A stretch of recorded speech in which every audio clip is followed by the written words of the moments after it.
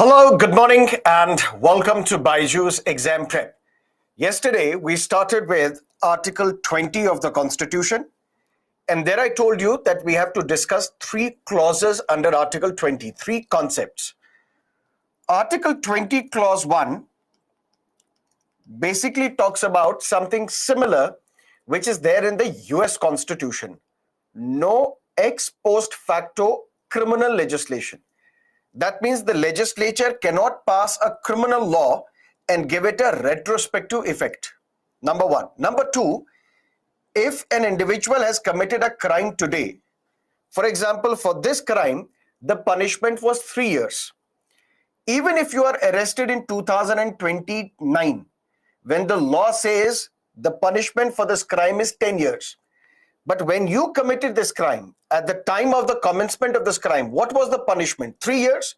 You will be sentenced to 3 years in jail, not the 10 years, because the law was changed after you committed that crime.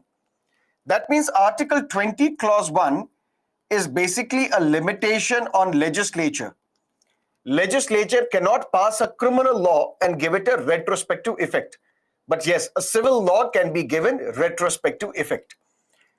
20 Clause 2 is basically binding on judiciary. Judiciary cannot sentence and prosecute an individual for the same offense more than once, and which is similar to the concept we have in US Constitution, no double jeopardy. That means you cannot be punished for the same crime, for the same offense more than once. Now, Article 20, Clause 3, it says no person accused of any offense shall be compelled to become a witness against himself. This is similar to the Fifth Amendment of the US Constitution, which says no person shall be compelled in any case to be a witness against himself. What does that mean? If Article 20, Clause 3 was not present, then no case would remain unresolved. No case would remain unresolved. How? If, for example, there is a crime, for example, murder, somebody is arrested under this murder, the police will torture that individual in the jail, force that individual in the jail that you should confess that you have committed this crime. And when you confess that you have committed this crime, you will sign on this confession, and ultimately this confession will be the basis for your conviction. Which means the police can force anybody, even if you are an innocent, that you have to confess that you have committed this crime. And this confession will then become the basis of your conviction. That is why Article 20, Clause 3 says, no person accused of any offense shall be compelled to become a witness against himself. What does that mean? That means executive, which is the police, has to independently investigate and scratch for evidence. But sir, we have seen in the movies that when you confess to a particular crime, on the basis of your confession, you are declared guilty by the courts. Then what is the difference here? If I give this confession before the executive, before the police, this confession is not valid.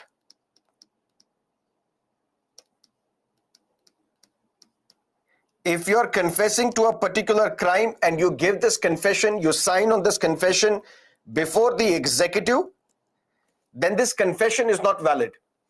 This confession, if it is given before a judge, which means before the judiciary, then this confession would become valid.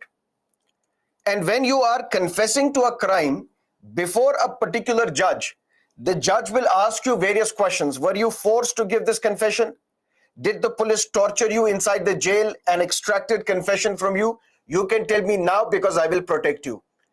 Which means if Article 20, Clause 1 limits the power of the legislature from enacting a law and giving it a retrospective effect if it's a criminal law, Similarly, 20 clause 2 prohibits the judiciary from sentencing and prosecuting the same individual for the same offense more than once. 20 clause 3 becomes binding on the executive. The executive cannot force somebody to become a witness against himself. That means this confession, if it is given before the police, if it is given before the executive, there is a possibility of torture, there is a possibility of force, there is a possibility of coercion, which means you are coerced into accepting your guilt. But if this confession is given before the judiciary, this confession becomes valid. Then something else. How about these tests such as narco-analysis, brain mapping, polygraph, lie detector test? For example, somebody is subjected to a lie detector test, somebody is subjected to narco-analysis, which basically means some chemicals are injected into your bloodstream. Once these chemicals are injected into your bloodstream, you enter into a subconscious state. When you enter into a subconscious state, then there are questions which are asked to you. What is your name? Have you committed this crime? Where is the murder weapon? Why did you commit this crime? That means by subjecting an individual to narco-analysis, to brain mapping, to lie detector test, to polygraph, where chemicals are induced into the bloodstream of an individual, because of which you enter into a subconscious state. And when you are in the subconscious state, ultimately you accept your guilt. You say, I committed this crime because of these reasons. This is where the dead body is. This is where the murder weapon is. And that confession which you are given, that confession was previously declared that yes, it can be the basis of your conviction. Matter went to the court. Salvi versus State of Karnataka, 2010. Supreme Court said these involuntary tests, where you are forced to undergo these tests, you're not giving these tests voluntarily, you're forced to undergo these tests. These tests are unconstitutional because they violate fundamental right to privacy. Why? Two things. That when you are injected these chemicals, because of which you enter into a subconscious state, you may not only ask and answer questions related to the crime, you may reveal some of your intimate details as well, some of your personal details as well. That means your privacy will be violated. Since right to privacy is a fundamental right, these tests are unconstitutional. But then the court further said, if somebody is still required to undergo narco-analysis, brain mapping, these lie detector tests, you can still go ahead with that, but you have to seek the permission of the High Court. And when you seek the permission of this High Court, even if you are confessing to a particular crime, this confession will not be valid. What does that mean? Article 20, Clause 3. No person accused of any offense shall be compelled to become a witness against himself. That means if there is a particular crime and the police has to investigate this crime and the police has to come up with the accused, that this is the person who is accused of committing this crime, then these details will be given to the judiciary. Judiciary will look at the evidence and will convict you. What if this evidence is your confession, where this confession you have given before the police, but you don't know how the police extracted this confession? Maybe through force, maybe through coercion, maybe through torture. If this confession is made valid, then the police can solve all the cases. Even innocents will be convicted in the court of law because the police will force an innocent to confess to his crime, and then the police can resolve all the cases. That is why a protection is given to the people. Your confession, if it is given to the police, will not be valid. But if this confession you are giving before a judge, and the judge will ask you whether somebody tortured you to sign this confession, you can tell me now because I will protect you, I will safeguard your fundamental rights. For example, Afzal Guru,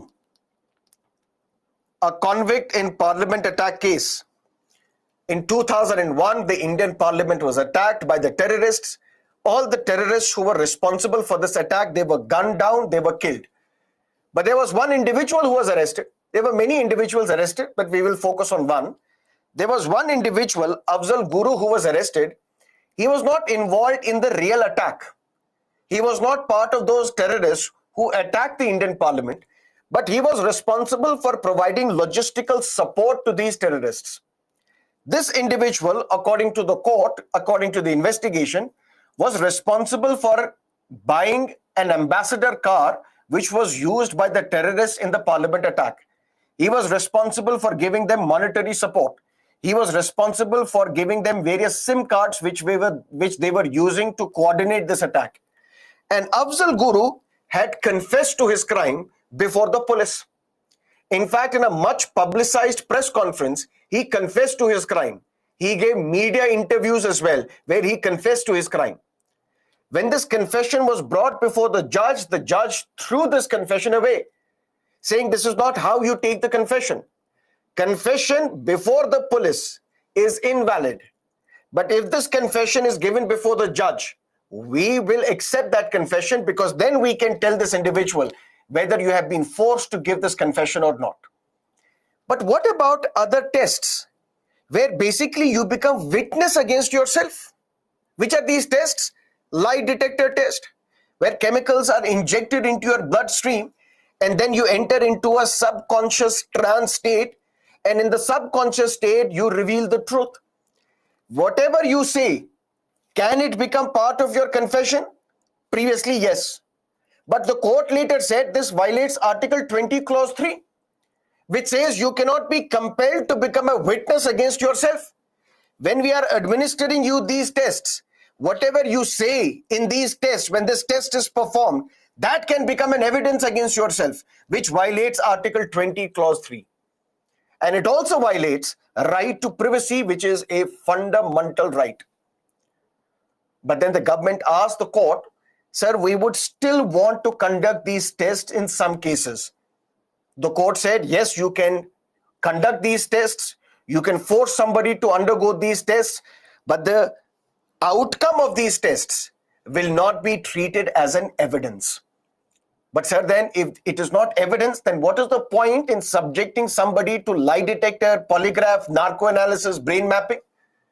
For example, Ms. Shraddha in Delhi, she was killed. According to the case, her body was chopped off into various parts.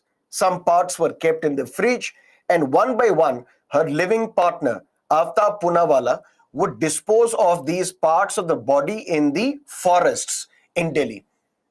And ultimately, this case, she was dead by a few months. The father filed a complaint. Aftab Poonawalla was arrested. Now there is no sight to this case. We do not have a dead body. We do not have a murder weapon. We even don't have mens rea. What is mens rea? Something that we discussed few classes ago. Intention to commit a crime. So you have to also tell the court what was the intention behind this individual. Why did he commit this crime? Now, Aftab Poonawalla, his case was brought before the judge. My lord, please give us the permission. What sort of permission? We want to conduct lie detector test on Aftab Poonawalla. The court said, but whatever he says in that lie detector test, you cannot use that as evidence. The police said, but we want to lead towards evidence. We want to go towards evidence. The court said, how? Said, we will subject Aftab Poonawalla to lie detector test. And in this lie detector test, when we will inject chemicals and then this person will enter into a subconscious state, we will ask him, have you committed this murder? He would say, yes. Why did you commit this murder? Because at the time when I committed this murder, Shraddha was also talking to someone else on a dating app. She met a friend and I was aghast. In a fit of rage, I killed her. Okay, when you killed her, what did you do with the dead body? I cut off this dead body into various parts, stored in the refrigerator. Is that refrigerator big enough to store these body parts? Yes, I bought this refrigerator from a local store. Now police will go to the local store and will show the picture of Aftab Poonawalla, did he buy refrigerator from you? If yes, that's evidence number one. Number two, but where did you store these? Where did you dispose of these dead bodies? In the forests of Delhi. Now let me take you there. Show us, where did you dispose of these body parts? You went to the scene, you collected some of the bones. These bones were subjected to DNA tests, and these DNA matches the DNA of the father of Ms. Shraddha. Ultimately, this bone becomes an evidence against Aftab Poonawalla, which means although the result of these tests will not be used as evidence, but it will lead police towards the evidence. Through this lie detector test, if you will say that the murder weapon is hidden under my car, you will go to the car, you will extract that murder weapon becomes an evidence. That body, the dead body, is disposed of in the jungle.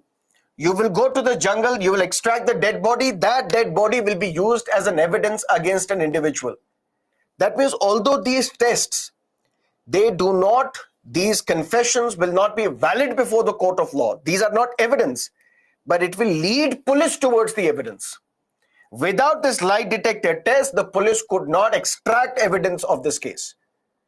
That is what the court has said in Salvi versus State of Karnataka, that even if these involuntary tests are admitted, the evidence generated from this cannot be used as an evidence. The confession cannot be an evidence because you cannot be compelled to become a witness against yourself. And over a period of time, some scientific experts have said that the results of these tests, they're not completely or 100% accurate. Accurate in the sense, if, for example, I tell you that you are a murderer, every day I'm calling you a murderer, every day. Over a period of time, it will enter into your subconscious state. And when these chemicals are injected into you, you enter into a subconscious state, and the police will ask you, are you a murderer? You will say, yes, I'm a murderer. Although you are not. But since you were tortured inside the jail, since you were repeatedly subjected to coercion, torture, now in your subconscious state, these words, they ring bell. These words, then, these are echoing into your mind. When the police had said that you are a murderer, and when this lie detector test is conducted, you accept that you are a murderer. That means the outcome of these tests depend upon the circumstances in which you take these tests. And if there is an individual who is already a drug addict, if there is an individual who is already under the influence of various drugs, psychotropic substances, then these individuals, they will be able to game this test.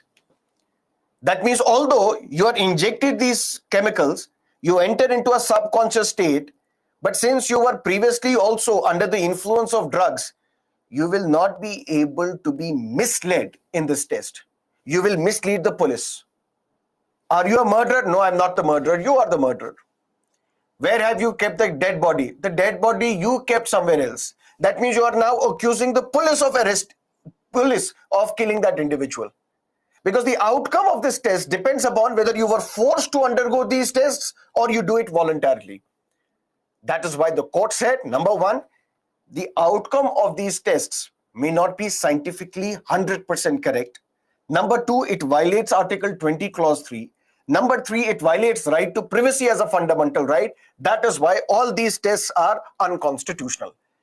But even if you need to undergo these tests, the evidence, the confession cannot be used as evidence, which means the police has to independently investigate and search and scratch for the evidence. The court was further asked, sir, what about DNA fingerprinting?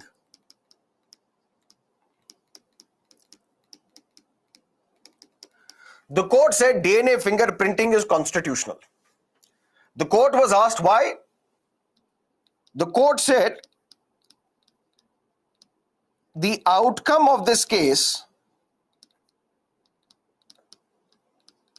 is not determined whether you are forced or you do it voluntarily.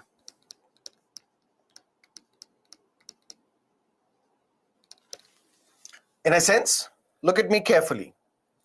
Individual 1, individual 2. Both of them are forced to undergo lie detector, polygraph, brain mapping tests. Both of them are forced. And once both these individuals are forced, they also start getting worried. What if in this lie detector test, I say I'm the murderer? Oh my God, what will I do? I'm not a murderer, I'm innocent. But what if the outcome of this test is I confess that yes, I'm a murderer, I'm gone, my life is ruined.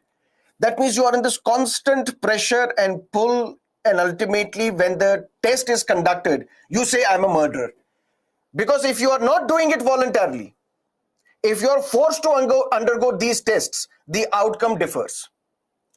But if you volunteer for these tests, you are convinced about your innocence, you tell the police, subject me to lie detector test, I have nothing to hide, the outcome will be in your favor because you're confident about yourself. No two individuals can be similarly confident. If I'm forced to undergo this test, and ultimately the outcome of this test will be determined by my fear. But that does not happen in DNA fingerprinting. Even if you are forced to give your fingerprint or you voluntarily give your fingerprint, the outcome will not change. The result of this test will not change. We have to match your fingerprint with the scene of crime, and it doesn't matter whether you were forced to give your fingerprint or you voluntarily gave your fingerprint. That is why DNA fingerprinting is constitutional. Other tests are unconstitutional. That is Article 20, Clause 3. So long story short, Article 20 talks about three important concepts. Article 20, Clause 1 limits the legislature. 20, Clause 2 limits the judiciary. 20, Clause 3 limits the executive. 20, Clause 1 prohibits the legislature from enacting a criminal law and giving it a retrospective effect. Article 20, Clause 2 prohibits the judiciary from punishing an individual for the same offense more than once. And Article 20, Clause 3 ensures that no person accused of any offense shall be compelled to become a witness against himself, which means the executive has to independently verify this case, investigate this case, and come up with evidence. You cannot be forced to confess your crime, and your confession cannot be deemed as evidence. But there are lots of terror-related cases which basically are decided by your confession, where once you confess that I've committed this crime, on the basis of your confession, you are declared guilty. But that confession, if it is given to the executive, will be invalid. If that confession is given to the judge, then this confession is valid. That is Article 20, Clause 3. Any questions as of now?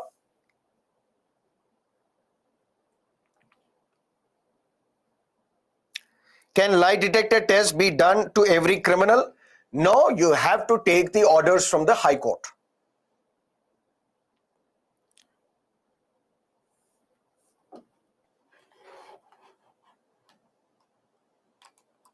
Okay.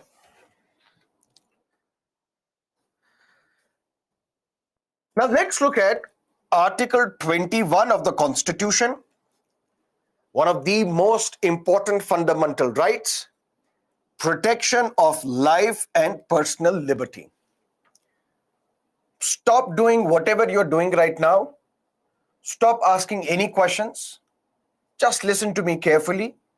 We'll have an elaborate discussion on Article 21, which will last for about 1.5 hours. For 1.5 hours, take it like a story. Don't do anything. Make running notes. That's it. Don't ask me any questions. Once 1.5 hours are over, there won't be any question in your mind. Listen to me calmly, patiently. This is the most important fundamental right. How? Article 21 deals with the right to life. And the text of this article says, no person shall be deprived of his life or personal liberty except according to the procedure established by law.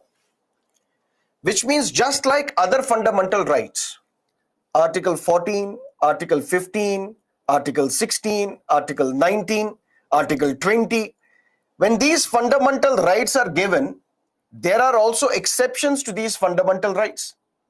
That means you have freedom of speech and expression, say whatever you want to say, express whatever you want to express, but there are 8 grounds on the basis of which reasonable restrictions can be imposed on your freedom of speech and expression. In the interest of sovereignty and integrity of India, security of the state, public order, defamation, so on and so forth. Similarly, when we say no person shall be deprived of his life or personal liberty, nobody shall be hanged, nobody shall be detained and arrested and thrown into a jail, except according to the procedure established by law. That means if I commit murder, I will be sentenced to a jail term. I will be hanged. That means this Article 21 also is not absolute. It does not mean that no person shall be deprived of his right to life or personal liberty. Yes, if I have committed the crime, I should be sentenced. If I have committed murder, I should be sentenced. If I violated the law of the land, my liberty should be snatched. That means right to life is not absolute. Absolute in the sense, I can commit murder after murder and no action can be taken against me. I will not be arrested. I will not be hanged because I have right to life, which is an absolute fundamental right. If right to life was absolute, I can go on killing people, but the state cannot kill me. Others cannot kill me. Judiciary cannot hang me because my right to life is absolute. But my right to life is not absolute.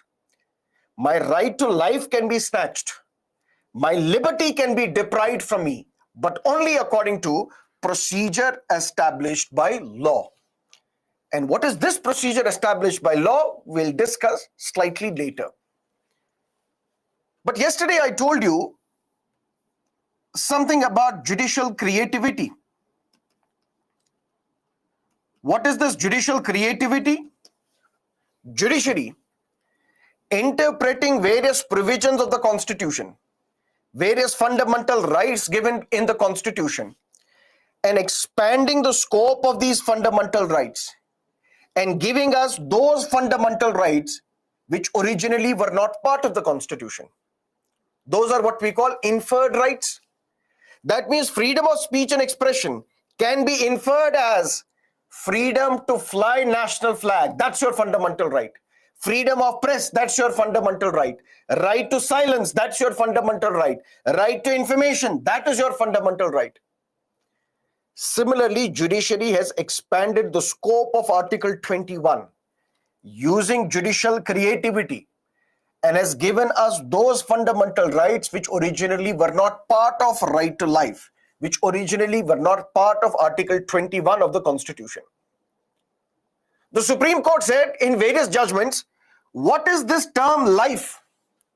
How do we interpret this term life? If the Constitution says that no person shall be deprived of his right to life or personal liberty, what is this life?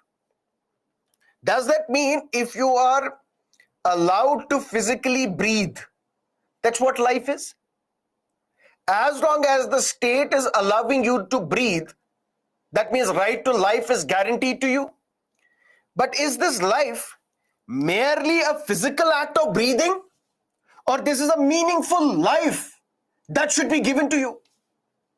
Supreme Court expanded the scope of Article 21 and said right to life with means right to live with human dignity. Right to life means right to a decent environment as well.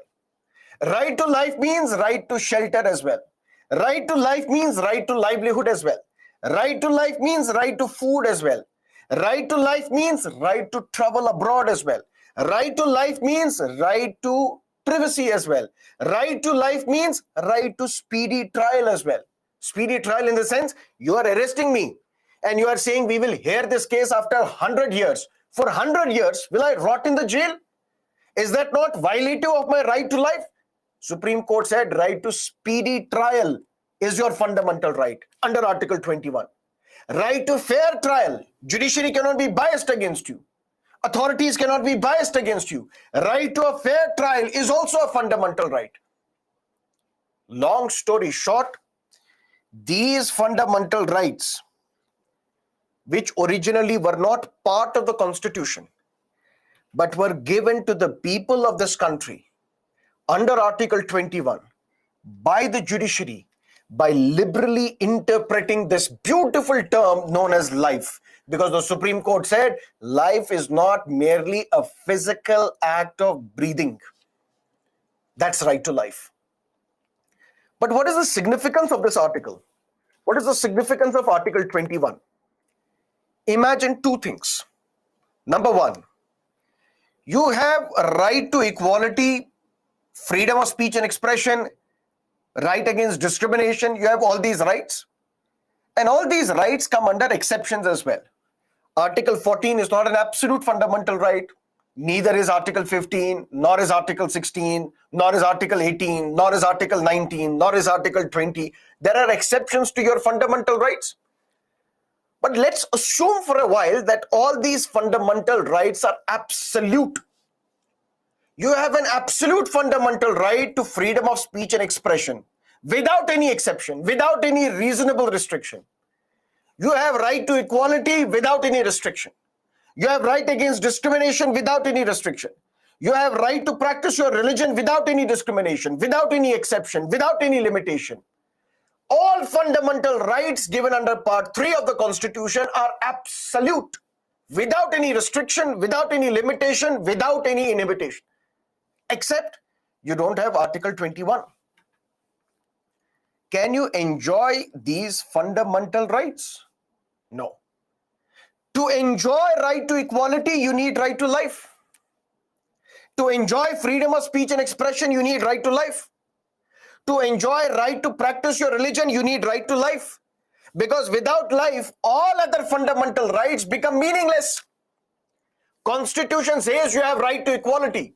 You have right against discrimination. You have right to public employment. You have freedom of speech and expression, but inside the jail.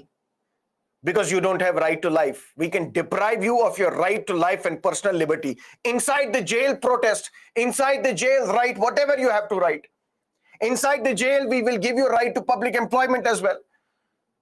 But you don't have right to life. That means it is Article 21, which various constitutional experts say is fundamental of all fundamental rights. Dr. Ambedkar was asked, what do you think is the fundamental of all fundamental rights? Dr. Ambedkar said it is Article 32, which we will discuss on Monday, right to a constitutional remedy, that we will discuss. But other constitutional experts say it is indeed Article 21, which is fundamental of all fundamental rights. Because without Article 21, you cannot enjoy any fundamental right. The enjoyment of any other fundamental right becomes impossible. So if you have all fundamental rights which are absolute, except right to life, all fundamental rights are meaningless. Let's look at scenario 2. There is no fundamental right given to you by the Constitution. No fundamental right whatsoever. No right to equality, no right to freedom, nothing. Except you have right to life. Right to life and personal liberty. That's the only fundamental right which is given to you by the Constitution. Then what do you think? Don't you think that a liberal, independent judiciary, employing its judicial creativity, just like it did by providing all these fundamental rights, judiciary will say Article 21 means right to equality as well. Article 21 means right against discrimination as well. Article 21 means right to public employment as well. Article 21 means freedom of speech and expression as well. Article 21 means right to practice your religion as well. That means what makes Article 21 a significant fundamental right? Two scenarios, two hypothetical situations. If all fundamental rights in the Constitution are absolute, but you don't have right to life, all these fundamental rights are meaningless because you can't enjoy these fundamental rights. To enjoy these fundamental rights, you should have a right to life. Scenario number 2, there is no fundamental right given to the people of this country by the Constitution, except you have right to life. And just the way Supreme Court has interpreted right to life and has given us these inferred rights, the same judiciary would have given us other fundamental rights as well. Right to equality, right against discrimination, right against exploitation, right to freedom of speech and expression, right to religion as well. That is what we call the significance of Article 21. But Article 21 is not absolute. Article 21 can be restricted. That means when we say no person shall be deprived of his right to life and personal liberty, this fundamental right is not absolute, because your right to life and personal liberty can be snatched, but only according to the procedure established by law. And what is this procedure established by law? Something we have borrowed from the Japanese Constitution.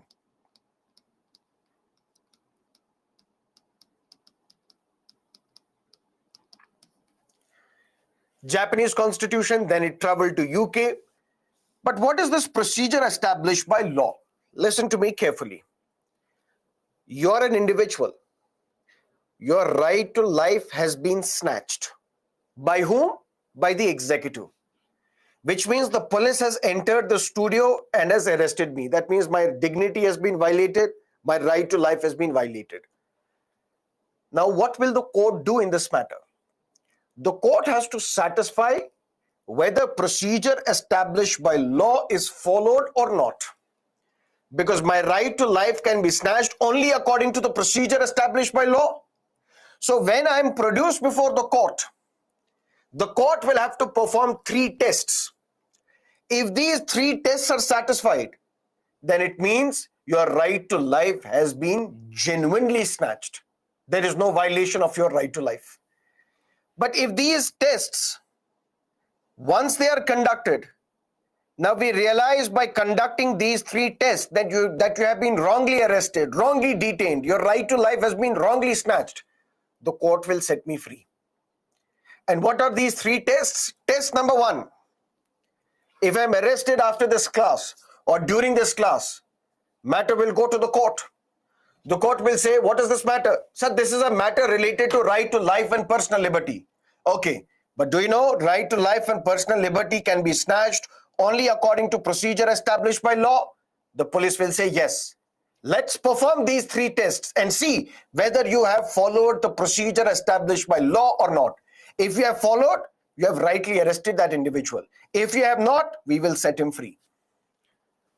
Test number 1, there must be a law justifying interference with a person's life or personal liberty. There has to be a law. What does that mean? I am taking this class right now. Suddenly the police comes and arrests me. I file a case in the Supreme Court. My lord, my right to life has been snatched. Sir, what are you saying? Sir, my right to life and personal liberty has been snatched. Bring the police. What have you done? Sir, we have arrested him. Okay. We will perform procedure established by law test. Sir, please go ahead. Test number 1. Is there a law? On what grounds did you arrest this individual? Sir, because he was teaching polity at Byju's. Is there any law which says teaching polity at Byju's is a crime? No. When there is no law, how can you arrest this individual? You are set free. That means unless and until there is a law, your right to life and personal liberty cannot be snatched. That is the test number 1 which will be prescribed by the judiciary. Firstly, there has to be a law. And this law is passed by legislature. That's test number 1. There has to be a law. Second test, even if there is a law, let's say, for example, the police will say, sir, we have arrested this individual under a law that is known as Information Technology Act 2000. There is a law. I said, yes, you're right. There is a law, Information Technology Act 2000, but we will perform test number 2. Is this law valid? And there are two implications of a valid law. There are two things that you have to understand whether the law is valid or not. Implication number one. Okay, you have arrested this individual under what law? Sir, Information Technology Act 2000. Okay. Under what section of this law have you arrested this individual?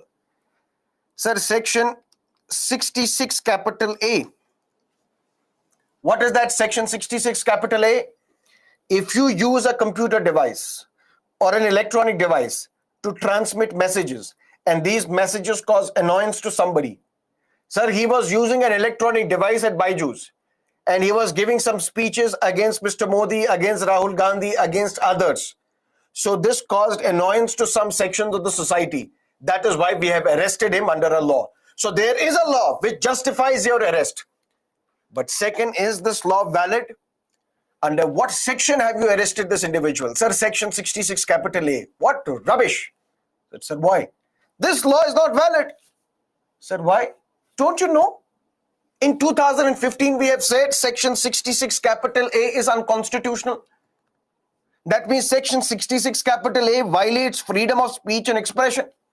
So you have arrested this individual under a law. We understand. But the test number 2 that we have to prescribe, is that law valid? You have arrested him under a section which in 2015 we have declared is unconstitutional. So you have arrested this individual under an invalid law. Mr. Sarmat, start teaching polity again. You are free like a bird.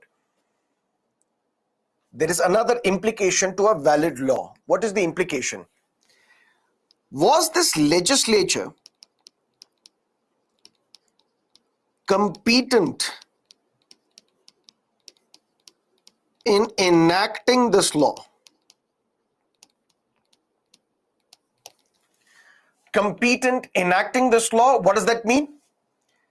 Under Schedule 7 of the Constitution, we have distribution of powers, where some powers are given to the union, center, some powers are given to the states. On some powers, both center as well as states, they have the power to make law. What are the items mentioned under union list? External affairs, defense, currency, citizenship, so on and so forth, foreign policy.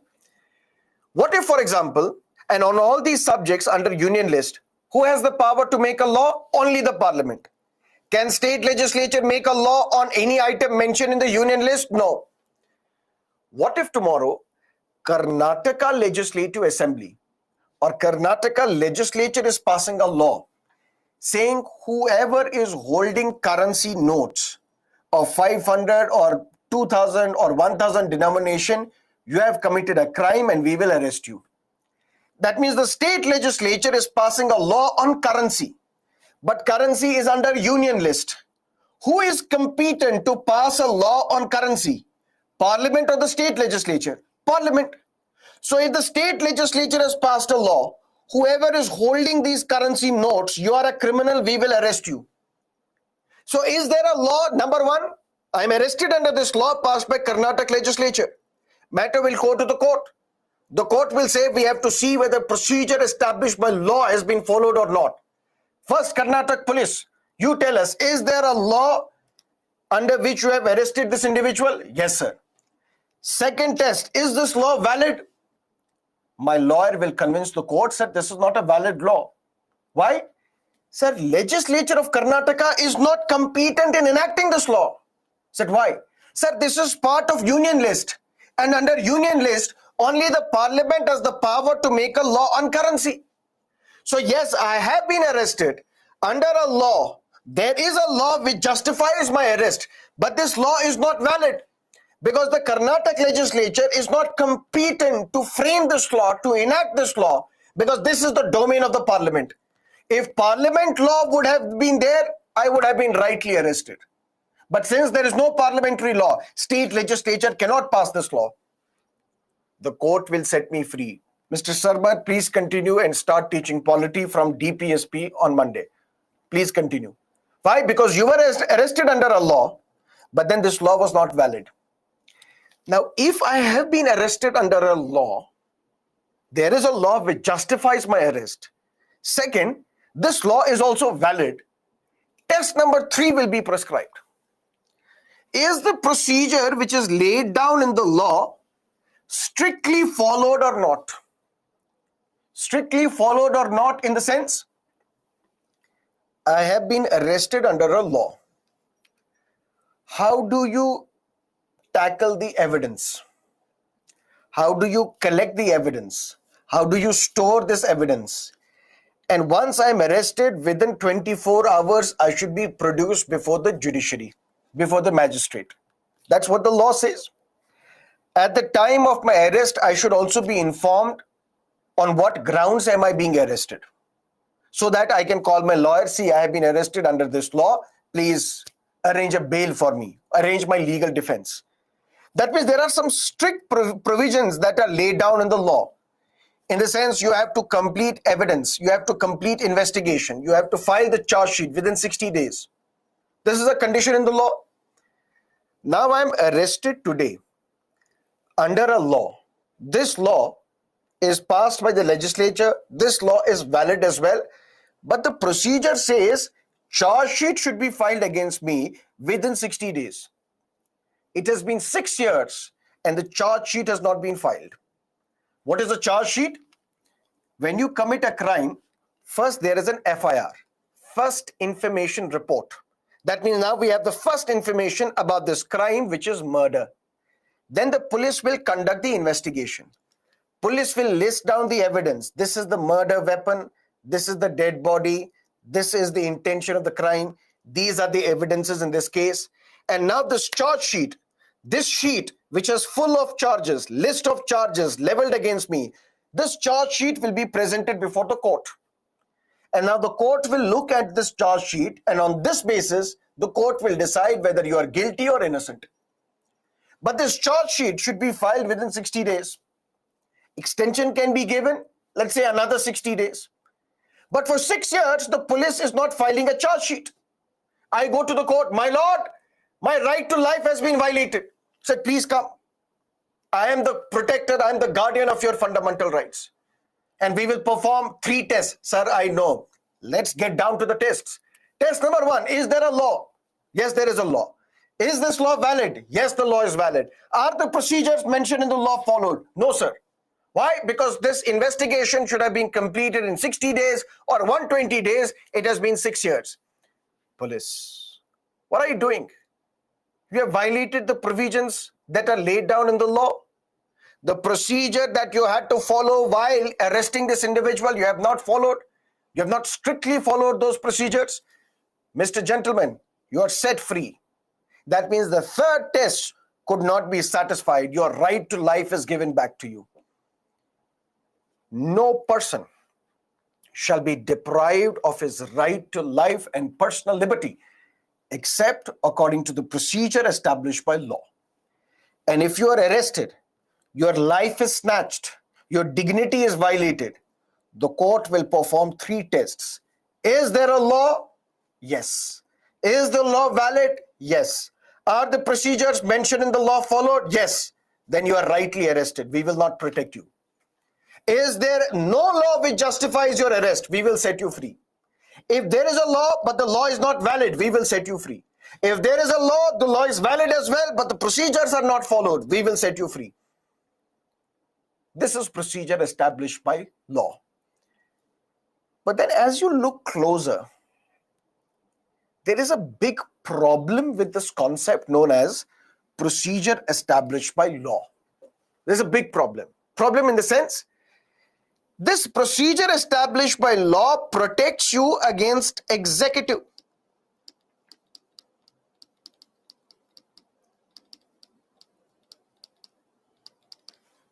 Executive in the sense, if the police has arrested you, but there was no law, the court will set you free. If this police has arrested you under an invalid law, the court will set you free. If the police has not followed the procedure which are laid down in the law strictly, the court will set you free. That means the court, under procedure established by law, will protect you against the arbitrary actions of the executive. If the police arbitrarily has arrested you without any law, under an invalid law, procedures have not been followed, the court will come to your rescue, will protect your fundamental rights. That means the court will ensure that you have protection against the arbitrary actions of the executive. Which means if the police is arresting you, but there is no law, the court will set you free. Police is arresting you under an invalid law, the court will set you free. Police is arresting you, but you have not followed procedures, the court will set you free. But the point is, what if this law is bad? What if this law is horrible? What if this law is immoral, draconian law? The court cannot help you. What if the procedures which are laid down in this law are unfair, unjust, unreasonable? The legislature says, if you look at Mr. Modi like this, we will arrest you. And the procedure is, this investigation will take 1,000 years. Can court come to your rescue? No.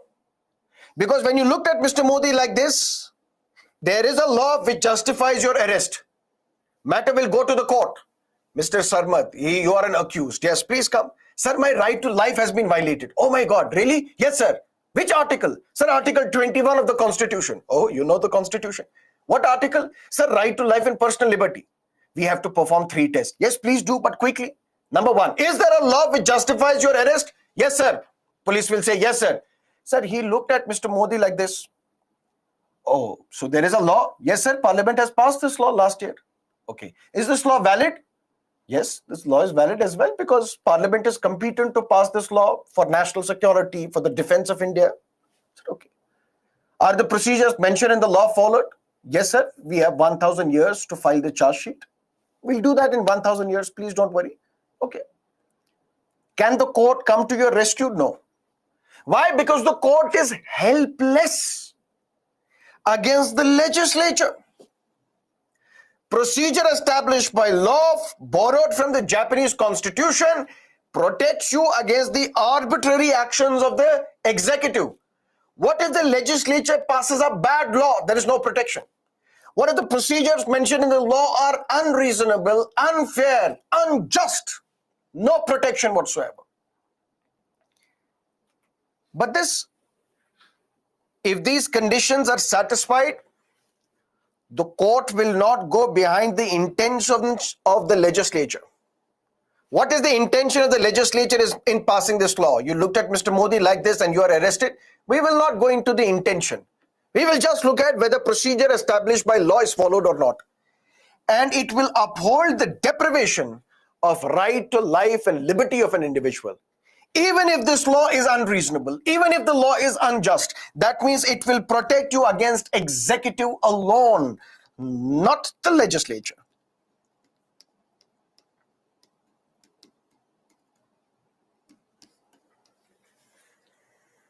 Clear? That's the problem. That's why I said there is a fundamental problem with procedure established by law.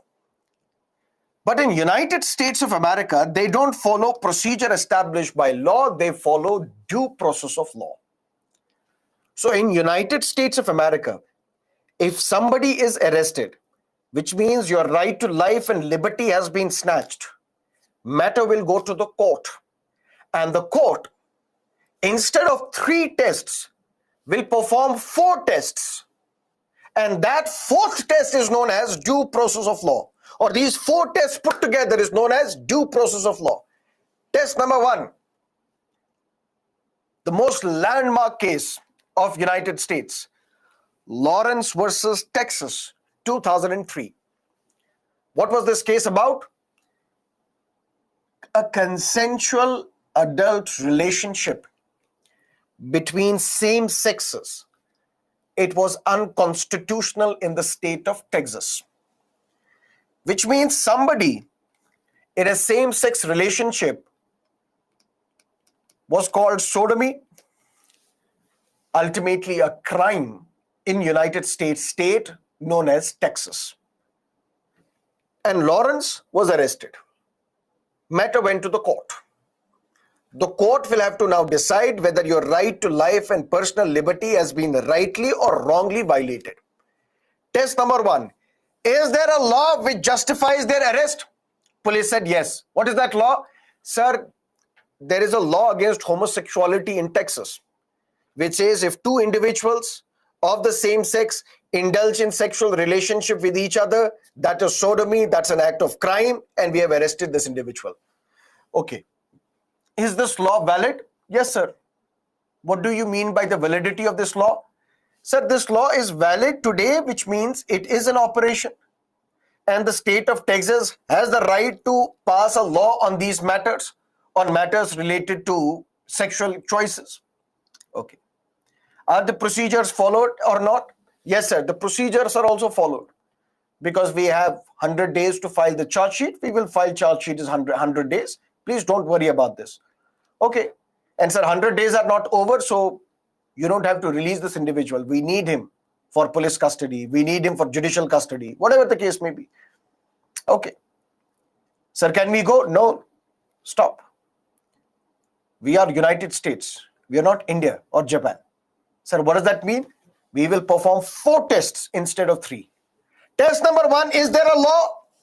If yes. Test number 2, is this law valid? Yes. Test number 3, are the procedures followed? Yes. Test number 4, is this law good or bad? Are these procedures mentioned in the law just, fair, and reasonable? That means we are the United States of America. We will protect our citizens not only against executive, we will protect our citizens from the legislature as well. If the legislature has passed a bad law, a horrible law, we will protect our citizens. If the procedures mentioned in the law are bad, horrible, unreasonable, unjust, we will protect our citizens. That means we will go behind the intention of the legislature. The state of Texas, you have passed this law. How dare you? How dare you interfere in the private life of 2 consenting adults? Your law is unreasonable. Your law is unfair. When you have right to life, it also means right to have a sexual life as well. And for that, you cannot discriminate against people on the basis of their sexual orientation. Whether you are straight or lesbian, gay, bisexual, transgender, queer, intersex, doesn't matter. You can't discriminate on the grounds of sexual orientation. So this law in Texas, which criminalizes adult consensual relationship between 2 sexes, between individuals of the same sex, this is unconstitutional. And Mr. Lawrence, you are set free. That means the principal difference between due process of law and the procedure established by law is this. Procedure established by law, 3 tests. Due process of law, 4 tests. Procedure established by law protects you against executive only. Due process of law protects you against the executive as well as the legislature. Procedure established by law will not go into the intentions of the legislature. Why the legislature has passed such a law? It will only see whether there is a law, whether this law is valid or not, whether procedure has been followed. But in United States of America, the court will go behind the intention of the legislature and will protect the state, protect the citizens against the arbitrary actions of the legislature as well as executive. That is due process of law. What about India? In A.K. Gopalan versus State of Madras, there was a case where one communist leader, he was arrested, he was searched, his house was searched. Matter went to the court saying these procedures are bad, blah, blah, blah. Supreme Court said, see, we can't protect you against the legislature. If the legislature has passed such a law, the legislature says even after 12 p.m., your house can be searched. You can't claim that you have privacy. You can't claim that you have dignity. No, because since there is a law passed by the parliament, we cannot protect you against legislature. If the police has violated those laws, those provisions, we will come to your rescue. But my dear, we follow procedure established by law. We don't follow due process of law. said, okay. The most infamous case in the history of Indian judiciary, which is considered to be the black spot on India's Supreme Court, was ADM Jabalpur versus Shivakant Shukla. This is known as the habeas corpus case. What is this habeas corpus case? 1975, emergency was imposed in India. Srimati Gandhi was the Prime Minister. When emergency was imposed, there was one draconian law which was passed by the parliament known as MISA. MISA means Maintenance of Internal Security Act.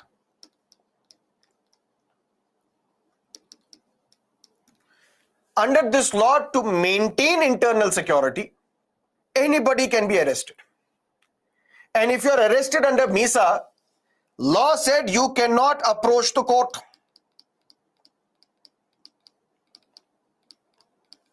Imagine a law under which you have a provision that if you're arrested under this law, you cannot go to the court. Such was the law passed. Under this law, writers, activists, opposition leaders, student leaders, trade union leaders were arrested. Why? For the maintenance of internal security. Lalu Prasad Yadav was also arrested. His wife was expecting at that time. And Lalu Prasad Yadav was in jail. A girl child was born. That girl child was named MISA. MISA Bharti. Maintenance of Internal Security Act. Mr. Vajpayee, Mr. Advani, Ashok Mehta, top people were arrested during that emergency period. And the provision was, if you're arrested under this law, you cannot approach the court, you cannot file the petition of habeas corpus. What is this habeas corpus? We'll discuss in Article 32, but very briefly here. If your right to life is violated, you can approach the Supreme Court under Article 32. The Supreme Court will issue the writ of habeas corpus, which means we'll ask the police, show me the body of this individual. If Lalu Prasad has been arrested, produce him before the court so that we can ask him whether you were rightly arrested or wrongly arrested, so that we can satisfy ourselves that his fundamental right has not been violated. That's what we call habeas corpus. But what did this law say?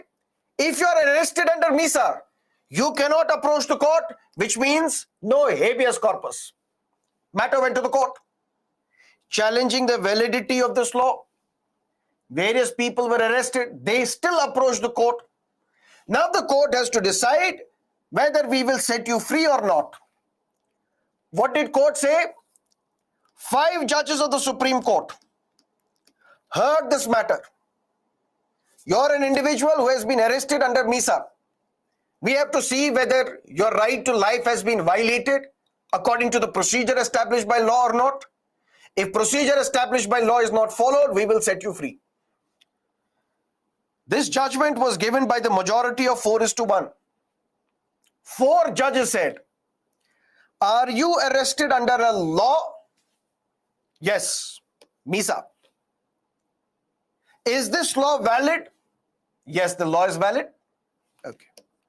Are the procedures mentioned in the law followed? Yes. No protection for you. Sir, what are you saying? No protection for you. Sir, why? But this is a horrible law. This is a bad law. Just because we protest against the government, we can't be arrested. Just because we raise important questions, that we cannot be arrested. Just because the government thinks that these people deserve to be arrested so that the government can maintain internal security. This law is bad, horrible, useless law, preposterous law. 4 judges said, but see, what can we do? Why? You are the protector of the fundamental rights. You are the guardian of the fundamental rights. No procedure established by law. There is a law which justifies your arrest. The law is valid as well. Procedure has been followed. Don't come to us. There was only one judge who dissented, who disagreed. Said fundamental rights are so important. Habeas corpus, the right to approach the court, is so important that you can't suspend it during emergency. Even if emergency is imposed, you can't suspend habeas corpus. People should have the right to approach us. The name of this judge was Justice Khanna. Justice Khanna was in line to become the next Chief Justice of India. He was all set to become the next Chief Justice of India. But because of his dissent, because of his disagreement with fellow judges, the government said, don't make Justice Khanna as the next Chief Justice. He was replaced by Justice Beg. And Justice Khanna later on resigned in protest.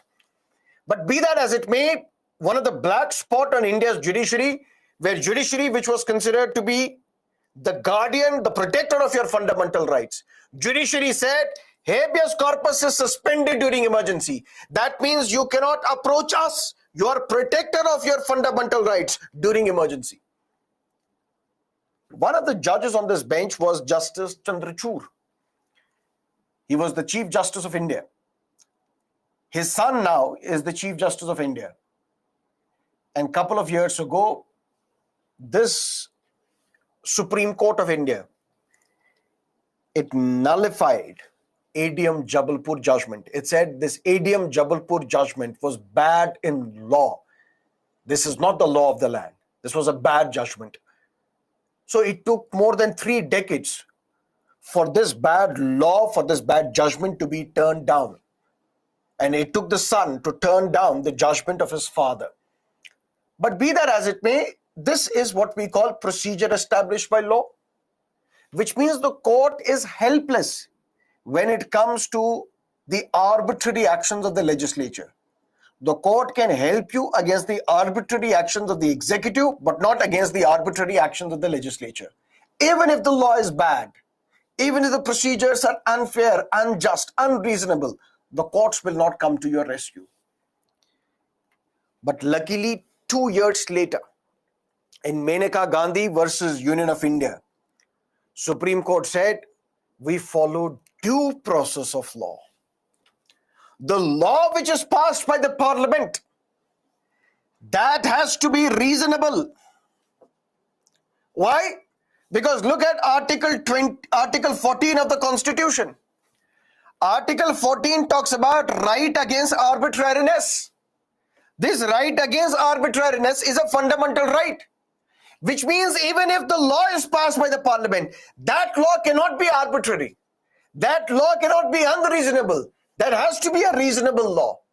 And the procedures that you make should be right, should be fair, should be just. So Supreme Court said, what is a constitution? Constitution is what we call it. And we are saying that we don't follow procedure established by law. We follow due process of law.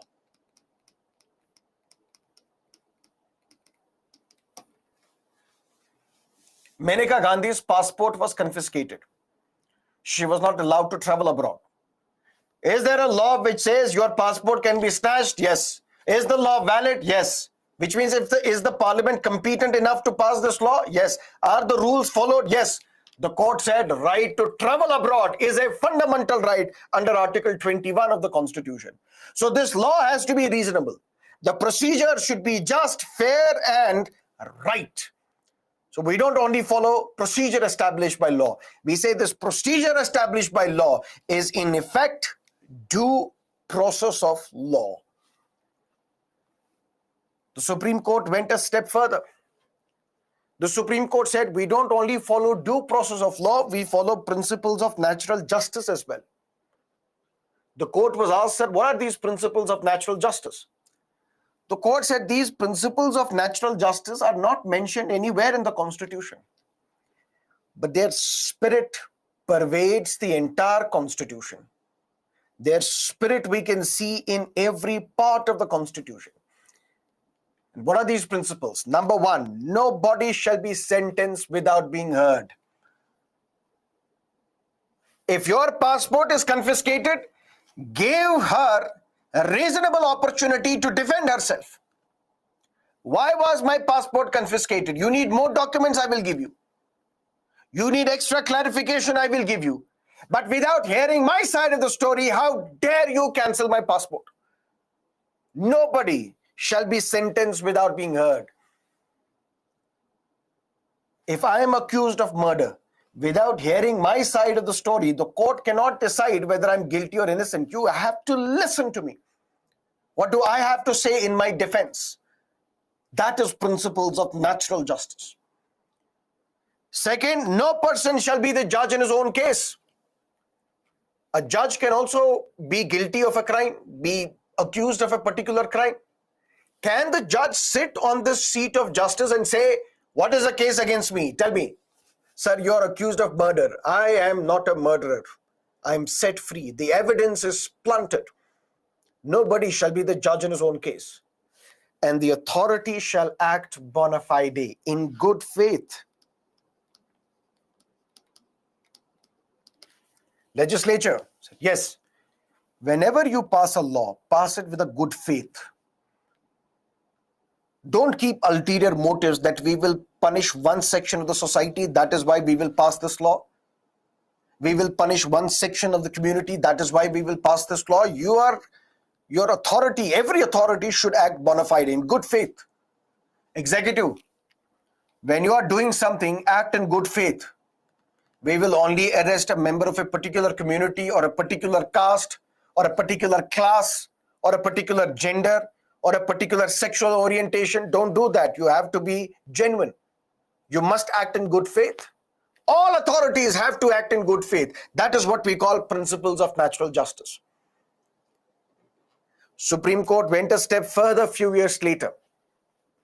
In Central Inland Water Transport Corporation Limited versus Brojo Nath Ganguly in 1984, the Supreme Court said these principles of natural justice are also found in Article 14 of the Constitution.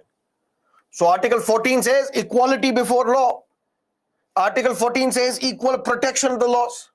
Article 14 says right against arbitrariness. That means when any authority has to act, it cannot act arbitrarily. It has to act in good faith. These are the principles of natural justice. But something else happened. What happened? Justice Ranjan Gogoi,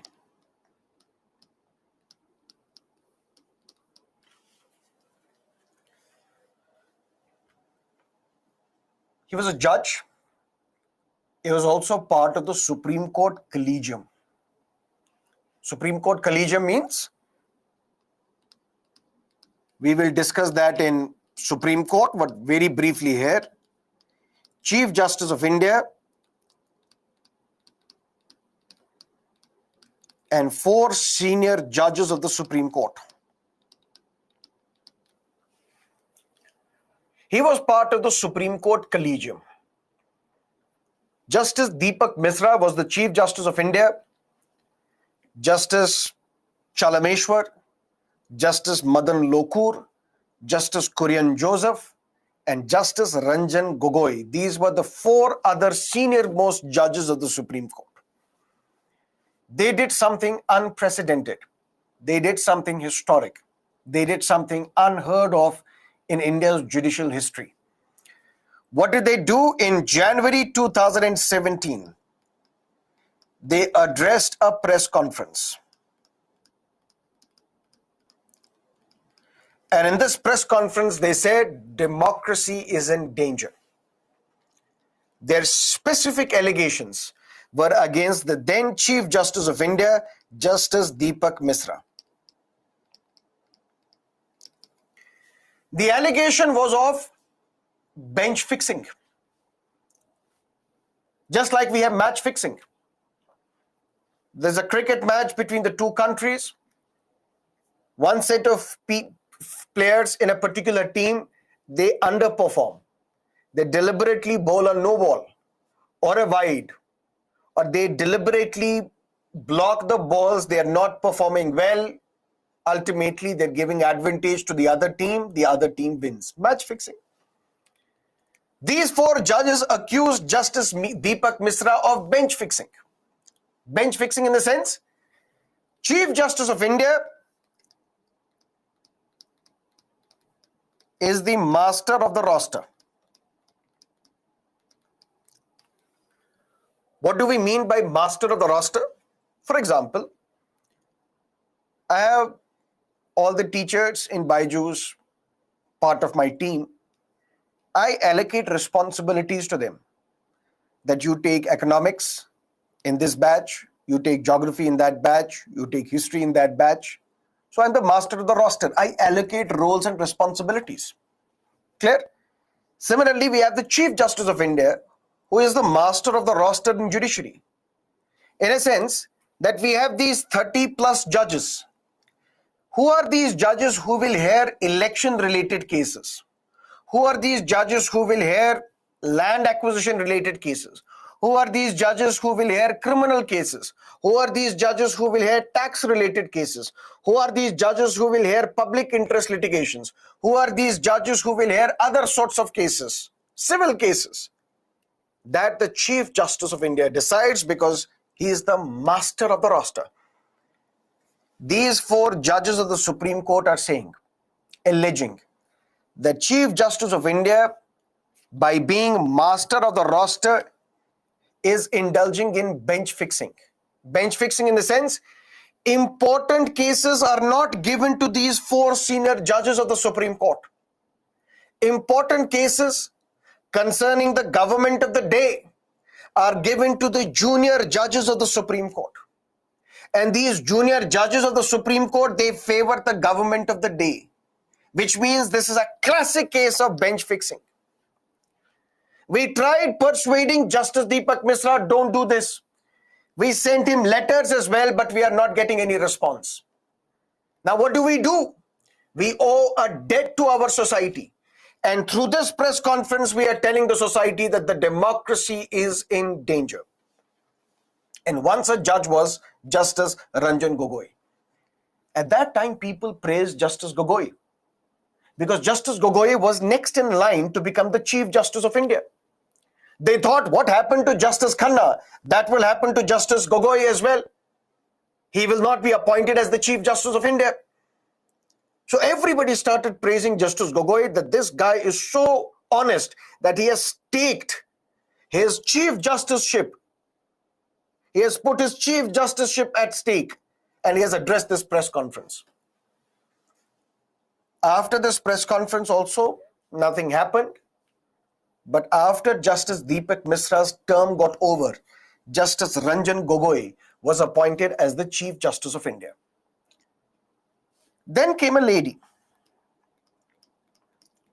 who was working in the office of Justice Ranjan Gogoi, who was also working at his house, because the judges, their house is also an office, was working even at the office which was running from the house of Justice Ranjan Gogoi, and she alleged sexual harassment. And these sexual harassment allegations were leveled against Justice Ranjan Gogoi. Initially, nobody knew about these allegations. This lady, she was removed from the service. Her husband, who was in police, he was also dismissed from the service. Her brother-in-law, who was also part of the police and part of the Supreme Court as well as a clerk, he was also removed from the service. This lady, who had raised an allegation against the Chief Justice now, who was previously the judge of the Supreme Court, she raised this allegation, and when she's raising these allegations, ultimately what happened? Nothing. She was removed from the service. Her husband was dismissed. Her brother-in-law was dismissed. Nothing happened. She then approached 2 news portals, The Wire and The Caravan. Please publish my story, because nobody seems to buy my story. Please publish my story. Nobody is aware of my story. And these 2 news portals published the allegations of this lady, along with the trauma that she faced when her husband, brother-in-law were also dismissed from the service. The Wire, The Caravan published the story, and the very next day, the Chief Justice of India, Justice Ranjan Gogoi, is setting up another bench, because the Chief Justice of India is the master of the roster. He gets to decide who will hear a particular case. He is asking two other judges, hear a case. So we have Justice Ranjan Gogoi, we have two other judges of the Supreme Court, they are hearing a case. What is the name of this case? Suo motu. They have taken up this case. Nobody approached them, but they are taking up this case. And this case is known as important matter related to the independence of judiciary.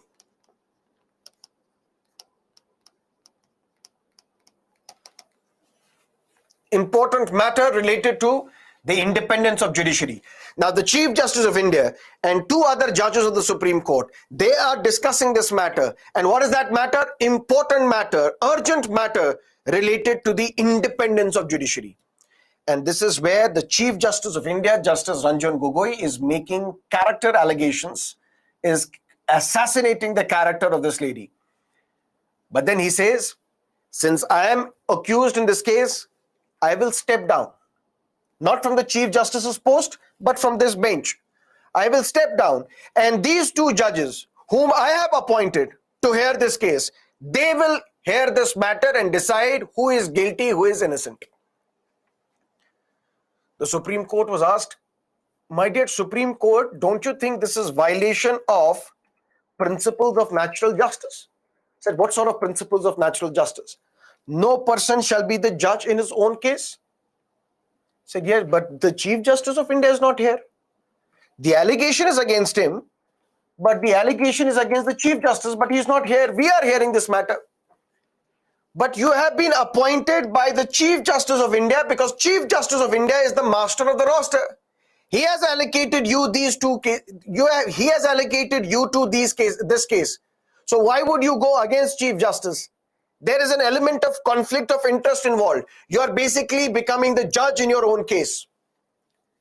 These two judges of the Supreme Court, they make a shocking revelation or a shocking statement. They say, this principle of natural justice, which says no person shall be the judge in his own case, this principle does not apply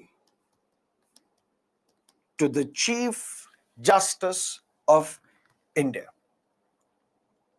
So look at the fall from 1978 in Maneka Gandhi case, where the Supreme Court used its judicial creativity and said it is not procedure established by law. It is basically due process of law.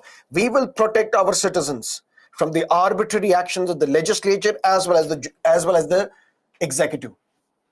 And why only due process of law? We are giving you principles of natural justice as well. One of the principles of natural justice is no person shall be the judge in his own case.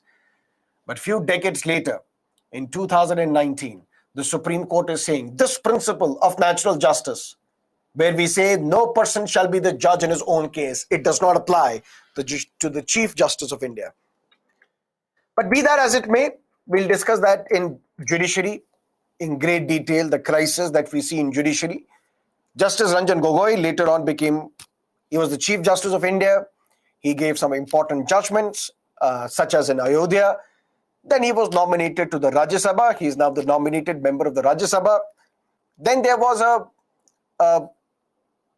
a case where some sort of a software was used to spy on important personalities. This software, it was argued, was developed by the Israeli agency. And this software was used to spy on important people in India. And one such important person was Rahul Gandhi, various individuals. One person, ironically, who was snooped, according to the allegation. I don't know whether that is true or not. This is only an allegation. When the list came, who are these individuals who are being snooped upon, who are being watched? The name of this lady also came up. That means using this Israeli software, even this lady was snooped upon according to the allegations. Why? Why not? That's beyond the scope of our discussion. This is Right to Life. Yes, the name of the software is Pegasus.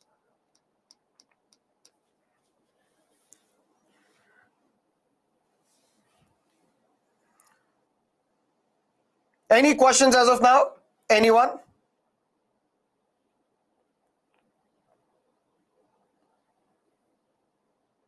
Last part of Israeli not getting please. Forget about it. You don't need to worry about this.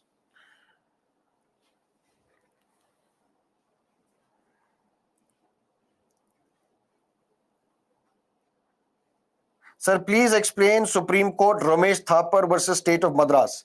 My dear, Ramesh Thapar is the same case that we discussed yesterday, where restriction was imposed on the grounds of public order. Ramesh Thapar versus State of Madras, that was the case related to that magazine which was stopped from circulating.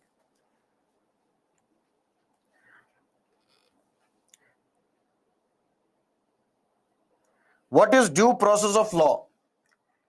I was teaching the entire Ramayana today. And then you know what is the question that appeared. How is Ram related to Sita? The point is, what are we discussing? We discussed for more than an hour what is due process of law.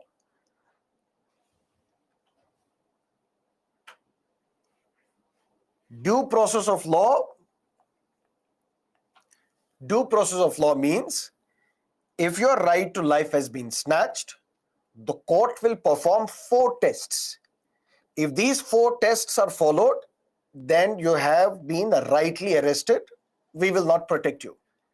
First test is there a law passed by the legislature according to which you can be arrested?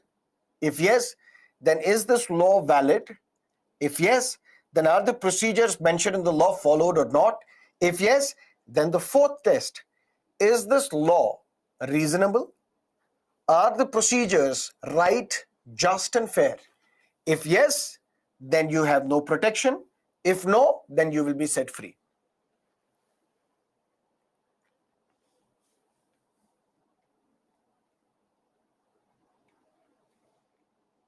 Okay, we'll take a break. We will meet 7:45 and then we will discuss, if you have right to life, does that mean you have a right to die as well? That's something that we will discuss after the break. See you on the other side.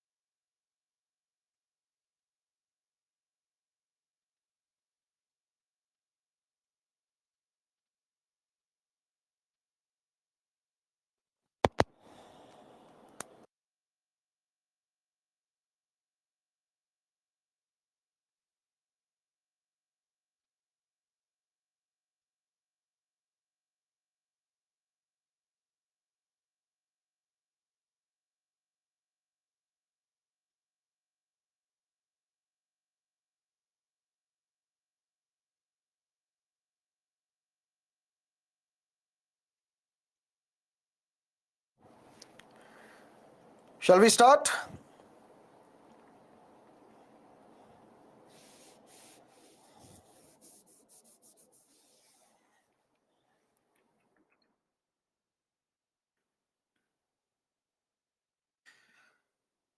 In Hadia case,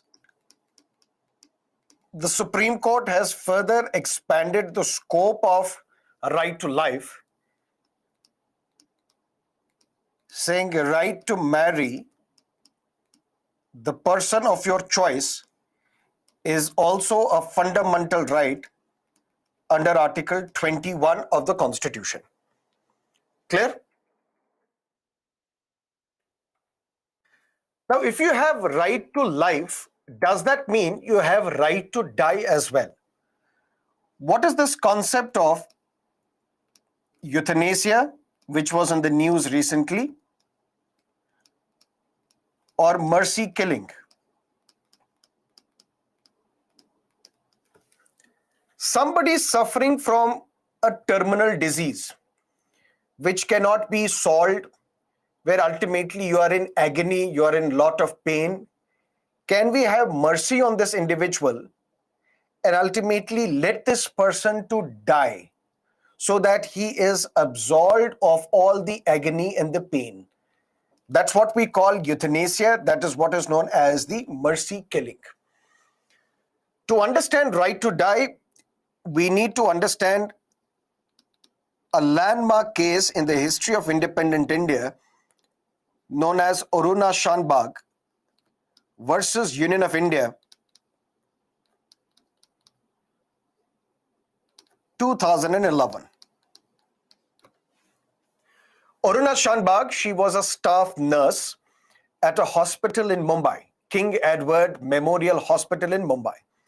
She was in love with a fellow doctor. They were all set to get married. Aruna Shanbag, according to the case study, she had a tussle, she had a conflict, she had a fight with a fellow ward boy. And on one fateful night, this ward boy, he tried to rape Aruna Shanbag. But he saw that Aruna Shanbag is menstruating. Instead, he sodomized her, performed anal sex on Aruna Shanbag, according to the case study. He also had a dog chain, which he used to attack and strangulate Aruna Shanbag. Because of this dog chain, the supply of oxygen to the brain stopped. The brain was dead, brain stopped functioning. And Aruna Shanbag, because of this, entered into a permanent vegetative state or persistent vegetative state. When a patient is in a permanent or persistent vegetative state, it means you're not aware of your surroundings. You cannot speak, you cannot hear, you're not completely aware of what is happening. Basically, you are brain dead. When you are brain dead, that means there is absolutely no scope of survival. You cannot survive, you cannot recover. One lady, a human rights activist, Pinky Virami, she approached the Supreme Court. The year was 2009, and two judges of the Supreme Court decided to hear this matter. Pinky Virami asked a fundamental question to the court. Dear Supreme Court, you are the protector of the fundamental rights. The court said yes. But is right to life just a physical act of breathing? Should it not be right to life, but with dignity? Dignity in the sense, Aruna Shanbag is suffering for the last 36 years because this incident of rape and assault happened in 1973. From 1973 till 2009, for 36 years, Aruna Shanbag is suffering. She is brain dead. There is absolutely no hope for survival, no hope for recovery. She is not eating herself. She has been forcefully eaten. She is force-fed. She cannot change into her own clothes. She cannot answer the nature's call herself. She is living, she is breathing, she is alive, but she is not living the life of dignity. Please have mercy on her. Let her be killed. Let us give her right to die also as a fundamental right under Article 21 of the Constitution. Supreme Court said we could have easily dismissed this case. Why? Because when you have right to life, that does not mean you have right to die as well. Because we have clearly said in 1996 in Gyan Kaur case that you only have right to life, you don't have right to die. Which means no fundamental right is violated in the case of Aruna Shanbhag. But still we will hear this matter because it involves a substantial question. It involves an important matter. We will still hear this matter, although it is not related to the violation of fundamental rights.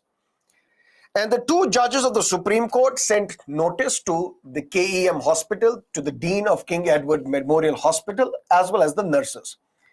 And they filed an application, they filed a response and said, we don't want Aruna Shanbhag to die.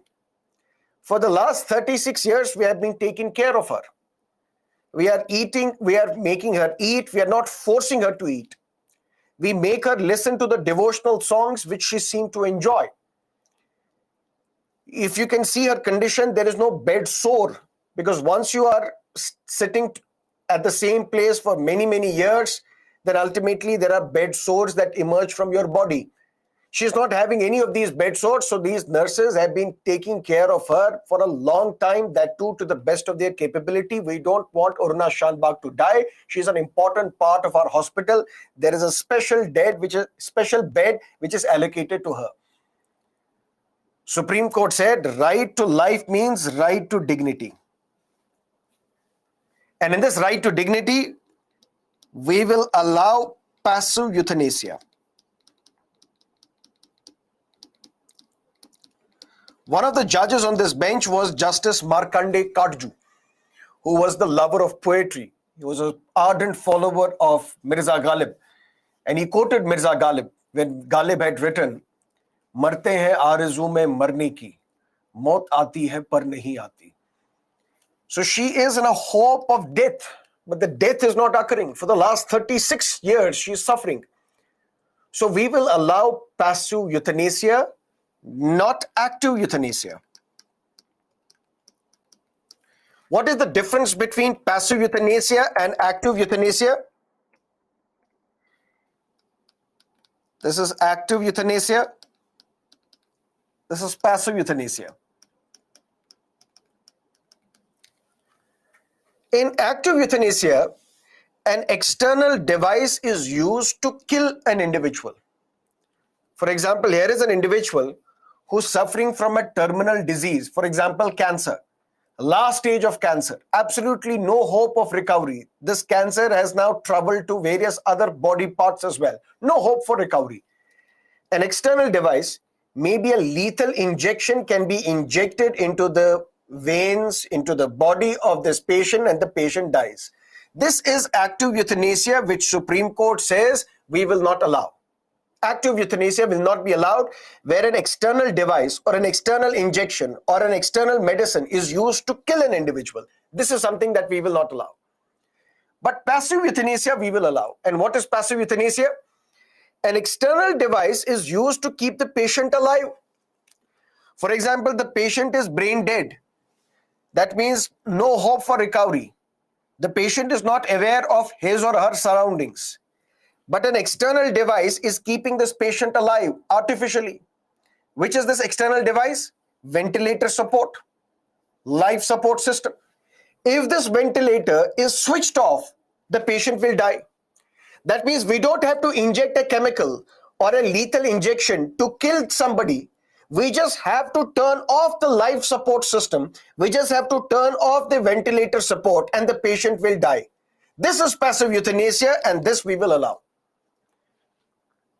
But even then, when this landmark verdict was given in the year 2011, where Supreme Court said, if you have right to life, that also means right to life with the dignity. That means passive euthanasia we will allow. But even then, this benefit was not given to Aruna Shanbhag. She died in 2015, and the cause of her death was pneumonia. For more than 40 years, 42 years, she was in a permanent vegetative state. She was not allowed passive euthanasia, despite this judgment. Why? Because the court in 2011 said, if the patient himself or herself cannot take this decision, Aruna Shanbhag is brain dead, she cannot take her call. Whether ventilator support should be switched off or not, she cannot take that call. Now for her, on her behalf, someone else has to take that decision. Who is that someone else? Next friend. Now the court had to decide in this case, who is the next friend of Aruna Shanbhag? Is it Pinky Virami, or is it these nurses who have been taking care of Aruna Shanbhag for the last 36 years? Who is the next friend of Aruna Shanbhag, so that they can take a decision on behalf of Aruna Shanbhag whether this ventilator support should be switched off or not, whether Aruna Shanbhag should be allowed to die or not, whether mercy killing should be allowed. And the court ruled that for her, it is the nurses who are taking care of her for the last 36, 38 years. They are the next best friend of Aruna Shanbhag. Since they are not in agreement, since they don't want Aruna Shanbhag to die, we will not allow passive euthanasia for Aruna Shanbhag. Few years later, in 2018, in Common Cause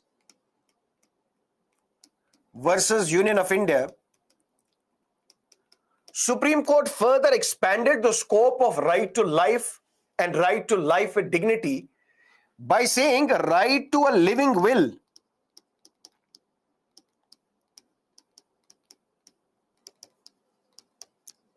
And that is what is known as Advance Medical Directive. This right to a living will is also a fundamental right under Article 21 of the Constitution. What is right to a living will? For example, I'm alive right now. I'm living, I'm breathing, I'm alive, I'm in my conscious state. I have my property. I say, I write my will that after I am dead, this house will go to this person, this land will go to some other person, this property will go to some other person. That means while I'm living, I'm laying down my will saying what will happen to my property.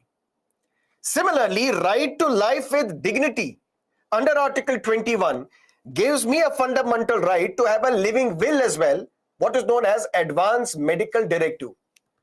In a sense, if I am alive right now, I am in my conscious state, I am breathing, I am not immature, I am not under the influence of anybody, nobody is threatening me.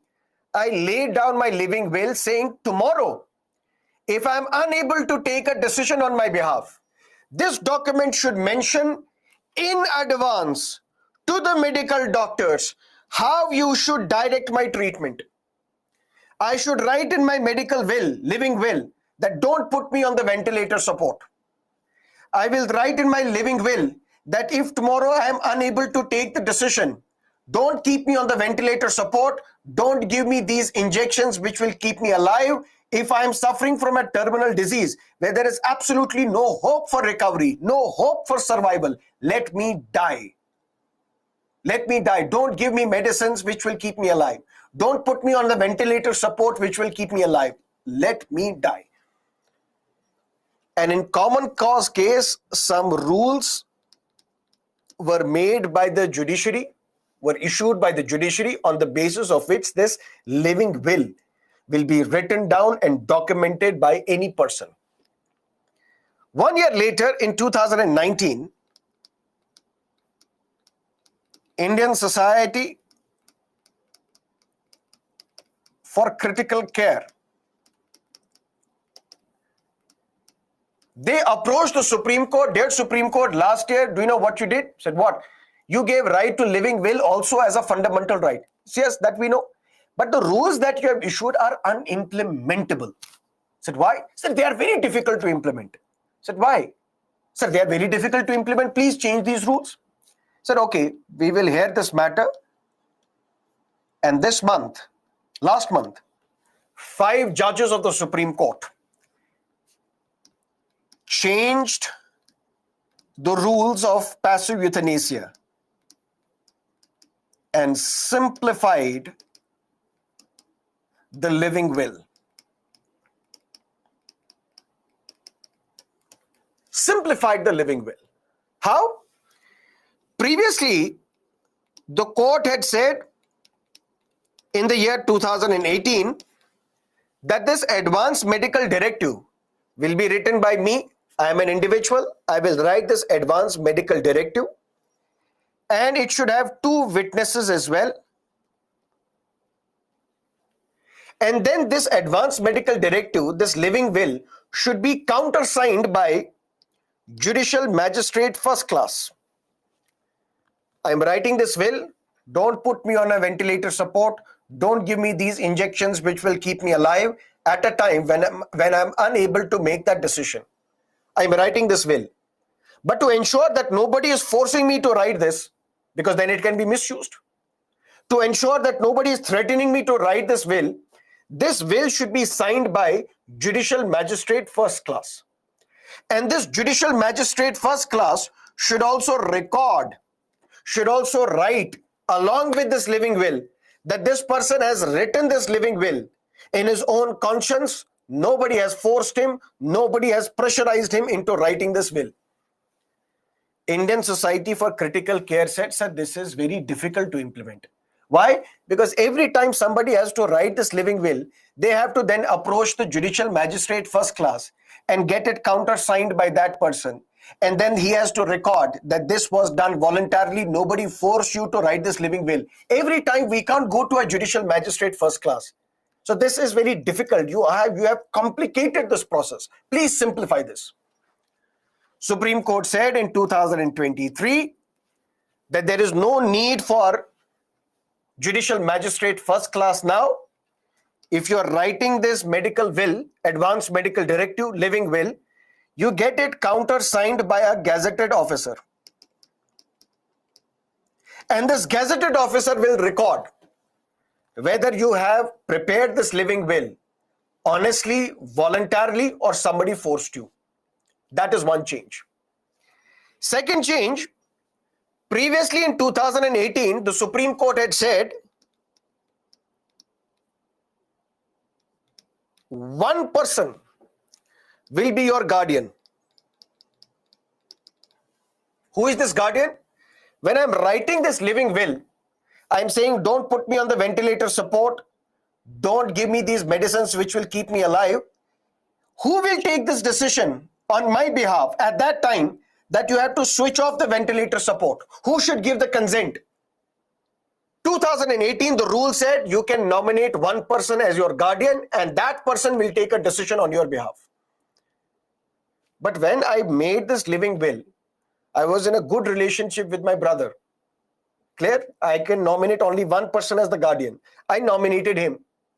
After 20 years, maybe our relationship will not be the same.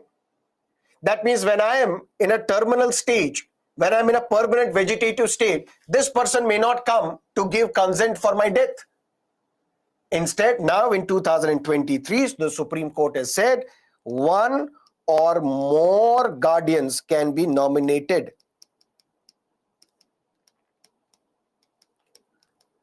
So that any of these nominated persons can take decision on your behalf, can give consent for your death or mercy killing or passive euthanasia. Something else as well.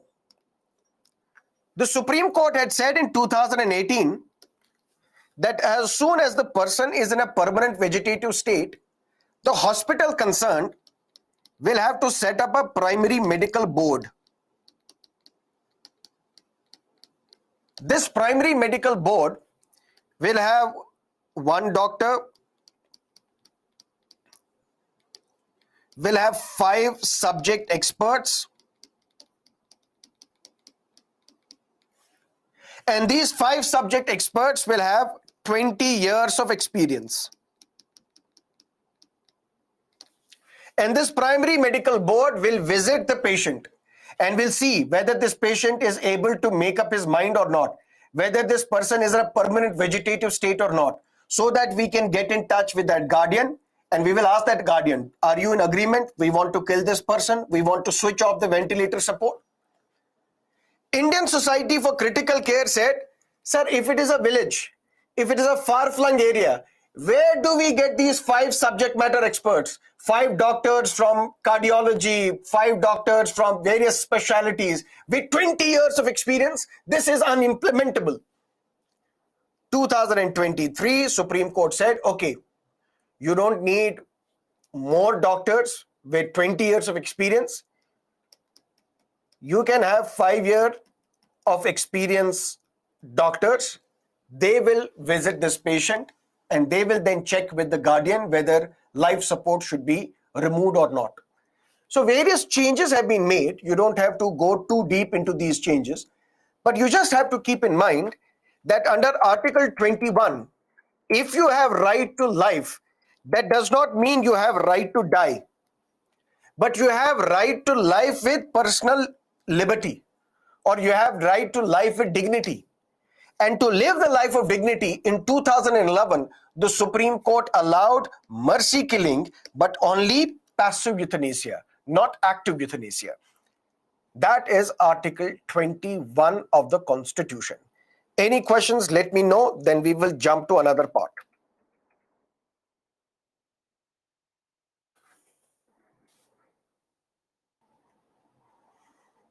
Active euthanasia is not allowed. Sir, was that Ward boy convicted for life imprisonment or what happened to him? He was sentenced to, I think, 7 or 10 years in jail, but he was not convicted for rape. He was convicted for robbery. He was convicted for assault. And then he spent some time in jail, 7 to 10 years, and then he was released. Permanent vegetative state means brain dead, where your brain has stopped functioning. When will we discuss previous year's questions? Today. Okay. Now, when right to life and personal liberty under Article 21, the Supreme Court in Unikrishnan versus State of Andhra Pradesh, way back in 1993, had said that fundamental right is there for every child for free and compulsory education. Because if you have right to life, but this right to life does not mean physical act of breathing. To live a meaningful life, you should live the life of dignity as well. That dignity comes from education as well. And this right to education is also a fundamental right under Article 21 of the Constitution. But then the government, the year was 2009, the year was 2002, the Parliament enacted a law known as 86th Constitutional Amendment Act. And it clearly said that every single child in the age group of 6 to 14 will have a fundamental right to free and compulsory primary education. So primary education for all the children in the age group of 6 to 14 is a fundamental right under Article 21 capital A. So 21 capital A, it means it was amended to the Constitution. It was added to the Constitution. It was not originally part of the Constitution. 86th Constitutional Amendment Act was passed. Article 21 capital A was inserted into the Constitution. And this article talks about the fundamental right of every child in the age group of 6 to 14, that you have the fundamental right of free education. And to implement this fundamental right, a law was passed by the Parliament in the year 2009, known as the RTE Act, or Right to Education Act. And this Right to Education Act was implemented from 1st of April 2010.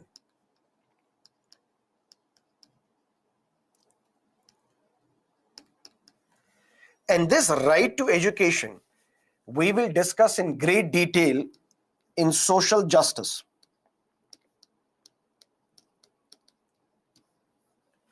In social justice subject, we will discuss matters related to education, related to poverty, related to hunger, various schemes targeted at the weaker, marginalized sections of the society.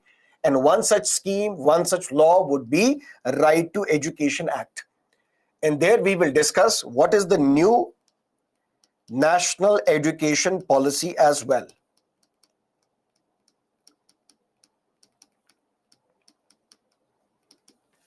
But very briefly here, Article 21 capital A, it was added to the Constitution in the year 2002, 86th Constitutional Amendment Act. All the children in the age group of 6 to 14, they have the fundamental right to primary education. And to implement this fundamental right, a law was passed in 2009 known as RTE Act, or Right to Education Act. According to this act, all children in the age group of 6 to 14, they will be given 8 years of education in their neighborhood. That means it should not be that the children are forced to go to a school which is at a distance, and that distance becomes an impediment, becomes an obstacle in you seeking the education. So if a child has to travel multiple kilometers to get access to education, then there will be dropouts. Students will drop out, children will drop out, parents will not be allowing them to go to the school. That is why RTE Act says 8 years of education for the children in the age group of 6 to 14. They should be given education in their neighborhood. And no child shall be denied admission for the want of documents. So if you have to admit your child to a school, there was a lot of documentation required. What is your birth certificate? Where is your domicile certificate? Where is your other certificate? Where is the birth certificate of your parents? And if I belong to weaker section of the society, if I am a migrant, if I am a laborer, I don't have access to these documents. When I bring my child to get admission in a school, the school is asking for a lot of documents. I don't have these documents. Then what do? I take my child, I disappear, I don't enroll him or her in the school. Now, RTE Act makes a landmark provision. Landmark provision. Nobody, no child can be denied admission for the want of documents. He's a child. He has a fundamental right to education. Without any documents, go and enroll in a school. And RTE Act also said there should be 0% detention. What is detention? This child is in 5th standard. He's just started out learning.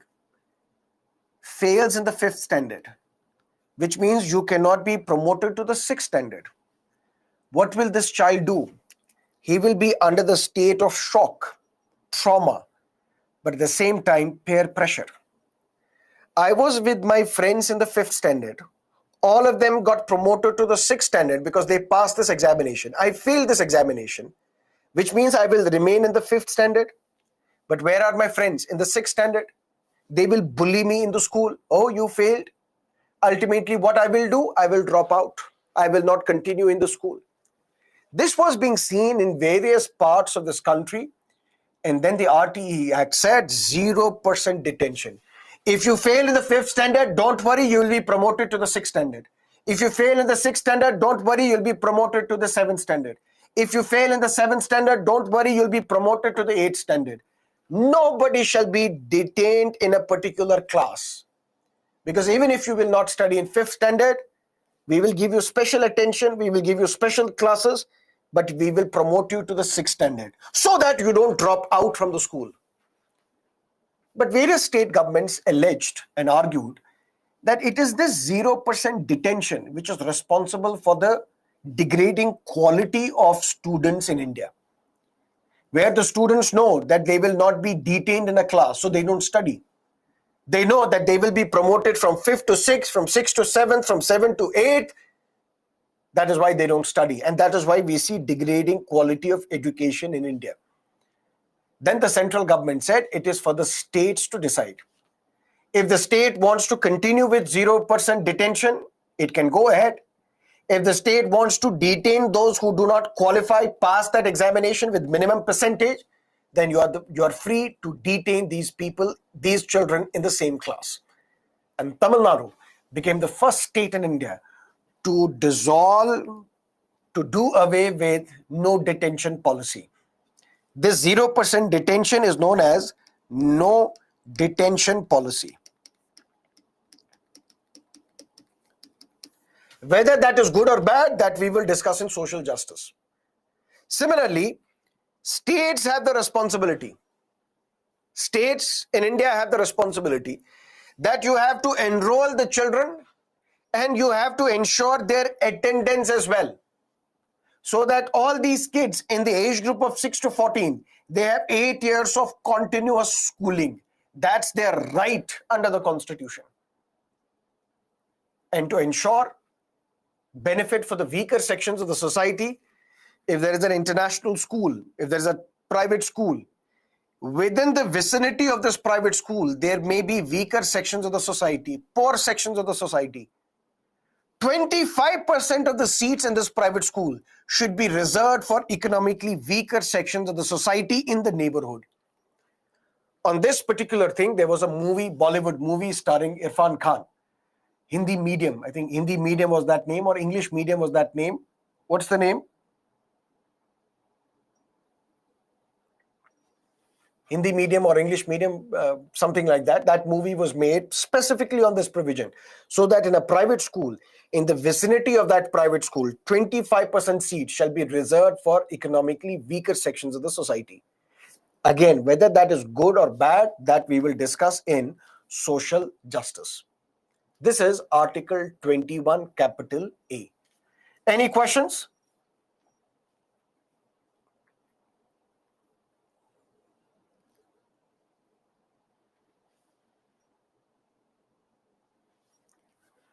Sir, is the detailed case study necessary?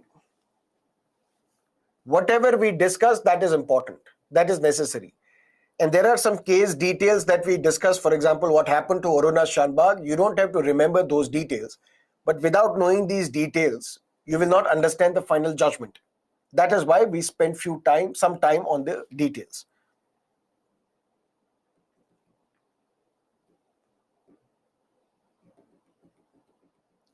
Reserve seat fee is less in private school. They don't have to pay fee. The fee is paid by the state. Okay. Now we have the last article under this category, right to freedom, called protection against arrest and detention, but in certain cases. Article 19, 20, 21, 22. These are the 4 articles that come under the category right to freedom. We've discussed 19, 20, 21. Let's discuss the last article under this category, right to freedom, known as protection against arrest and detention in certain cases.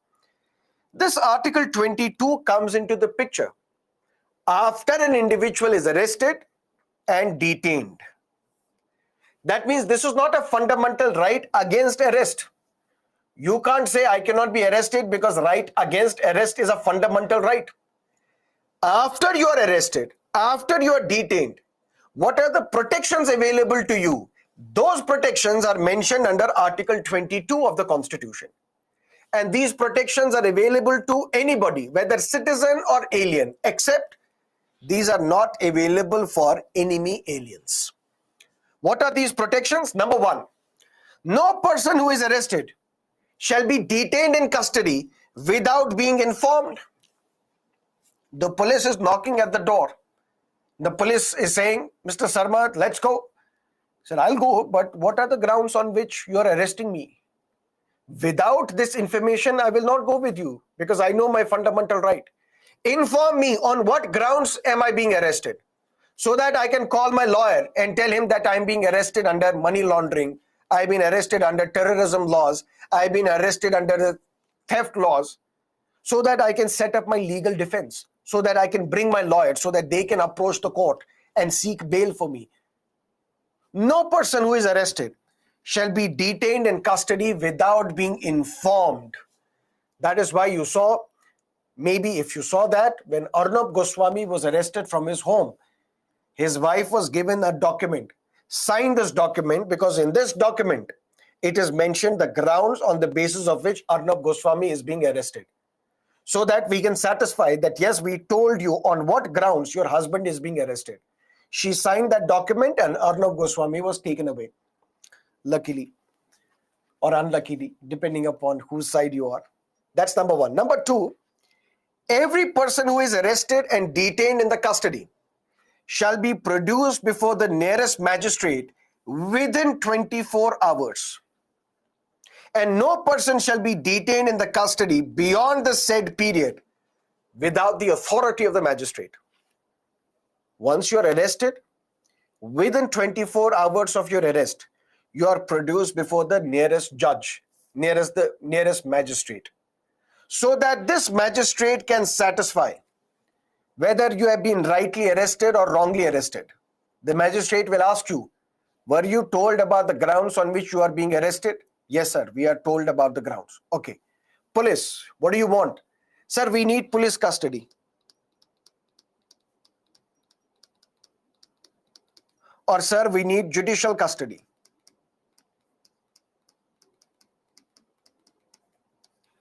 Why? Sir, look at the case diary. Okay. So this is Aftab Poonawalla.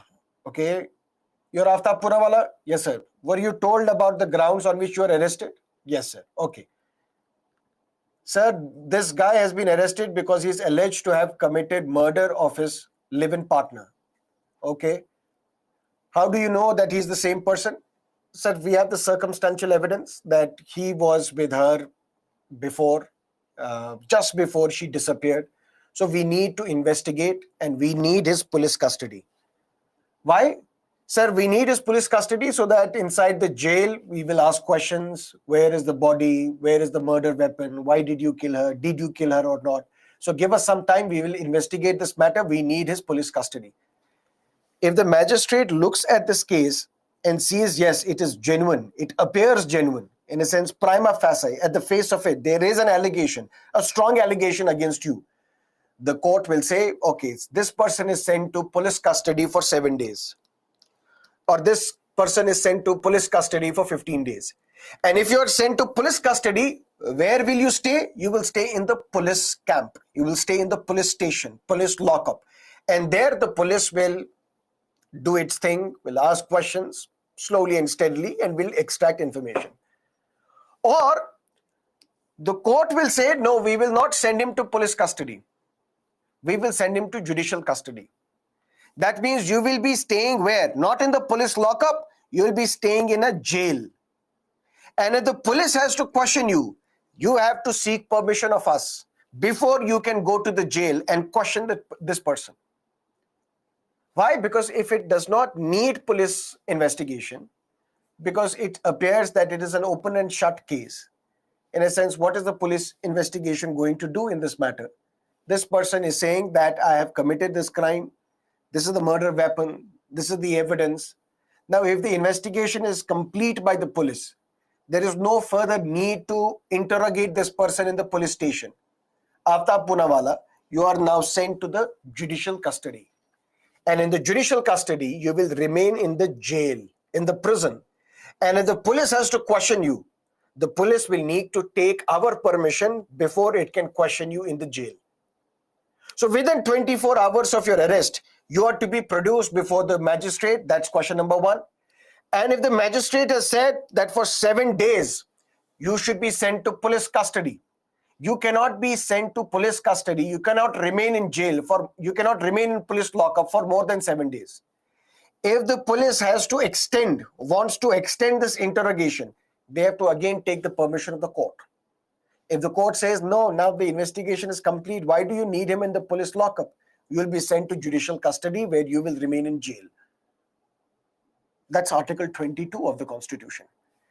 And Article 22 basically says, you cannot be arrested for mere suspicion. I am suspecting that you may commit a crime or you have committed a crime. I cannot be arrested. You have to at least show me some proof. You have to at least show me some material on the basis of which you can say I have committed this crime. Mere suspicion cannot be the grounds of arrest. There has to be some strong case against you. But this Article 22 does not apply to enemy aliens. These protections do not apply to enemy aliens. And these protections are not available to those who are under preventive detention law. For that, we need to understand there are two types of detentions: punitive detention and preventive detention. What is punitive detention? Part of your punishment. What is this punitive detention? For example, Aftab Poonawalla is declared guilty by the court, and the court says you are sentenced to life imprisonment. That means for more than 14 years, you will remain in jail. These 14 years that you will spend in jail, it is part of your punishment. That is known as punitive detention, as part of your punishment. But then there is something called preventive detention.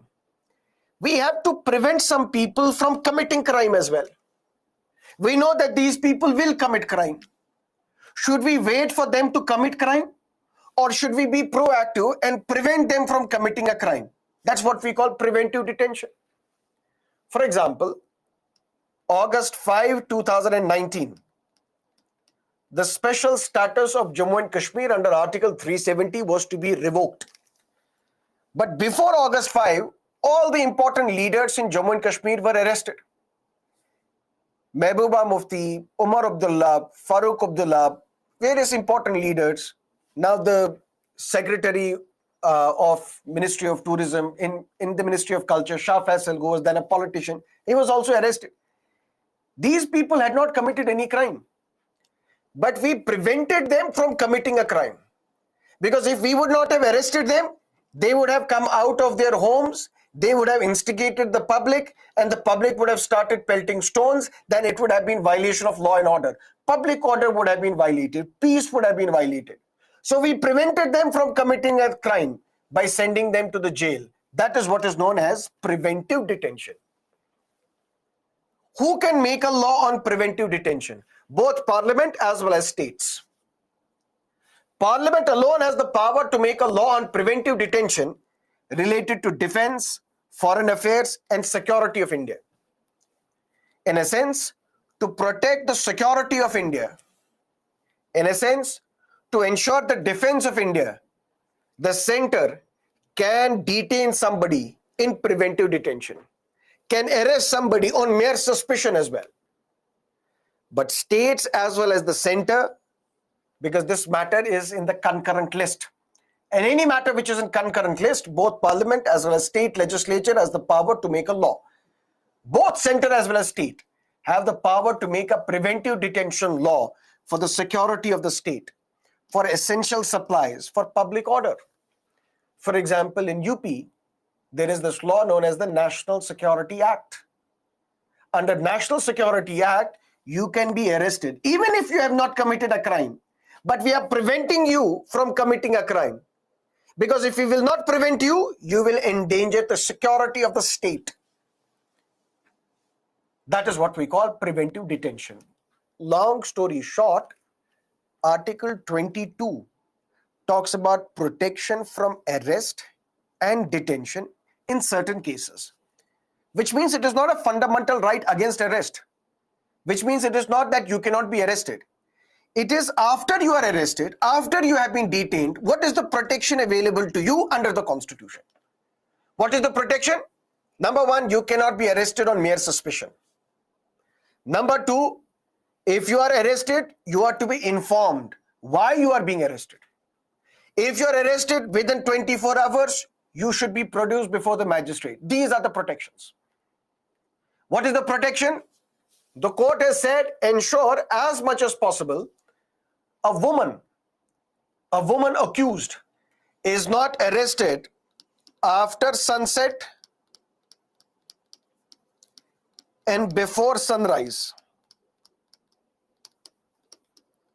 And whenever you arrest a woman, there should be a woman constable, part of this contingent, part of this police force to arrest a woman as much as possible. But if there is a woman who is at a flight risk, if we don't arrest her now, she will take a flight, go to Dubai. If there is a woman who can tamper with the evidence, she committed murder and now she wants to clean all the stains of the blood, we can arrest her even after sunset, even before midnight, even before sunrise. If there is a woman who can threaten the witness, she committed murder, but you saw that murder, now she's threatening you. If you tell anybody, I swear, I'm going to kill you as well. So if that woman is a danger, she's at a flight risk, she can tamper with the evidence, she can threaten the witnesses, she can be arrested after sunset as well, before sunrise as well. but the police officer, one of the police officers should be a woman. Woman constable should also be part of this. But if it's an ordinary crime, then as much as possible, please ensure that you don't arrest a woman after sunset and before sunrise. These are the protections available. But then this fundamental right is not absolute. What are the exceptions? Enemy aliens will not get these protections. That's the exception. What is the another exception? Those arrested under preventive detention, they will not get these protections. That means those who are to be arrested under preventive detention, they can be arrested on mere suspicion as well. They may not be even told, why are you being arrested? Omar Abdullah cried, what is my crime? We will not tell you. Farooq Abdullah, what is my crime? I will not tell you. You are under preventive detention. So you may not be even informed why you are being arrested.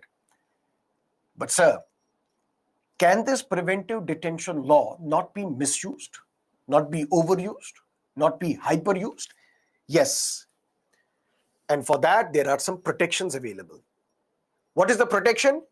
You are arrested today under a preventive detention law.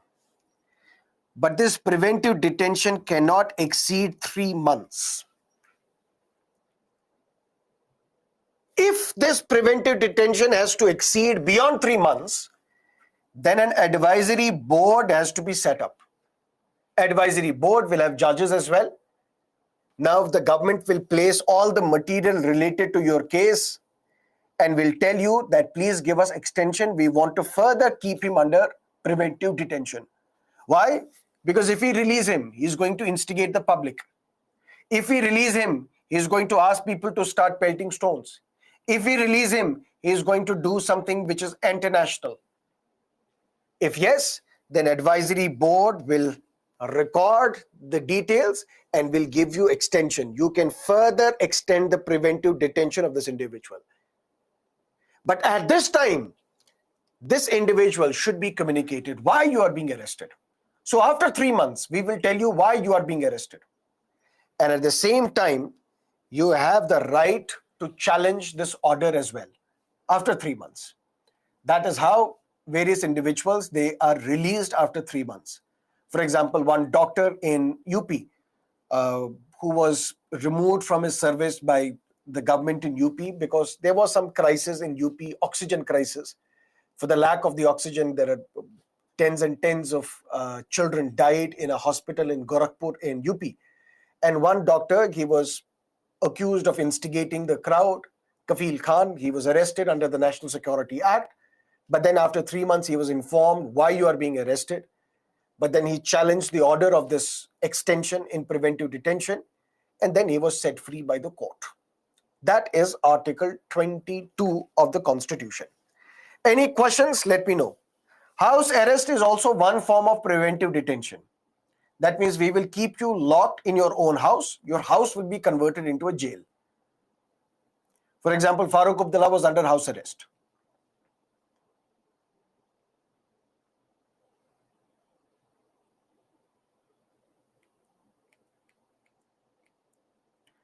Any questions?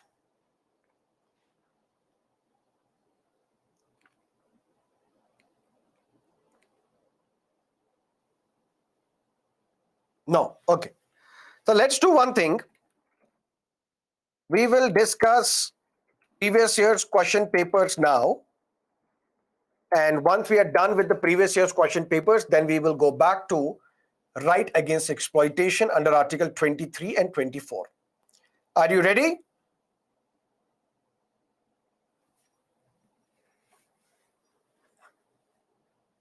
Ready. Very good. Question number 1. First, we'll discuss prelims-based questions.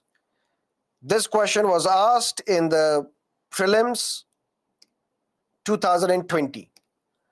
A constitutional government by definition is? Tell me the answer.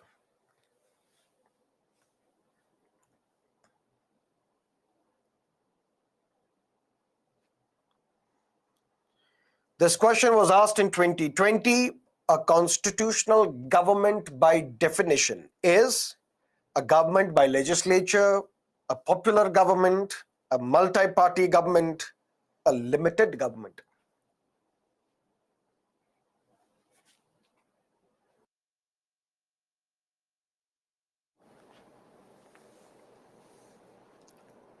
After this, I will give you less time, but question number 1, I've given you 1 minute. You have 20 seconds. Don't write the answer in the comment section. Just answer it via poll.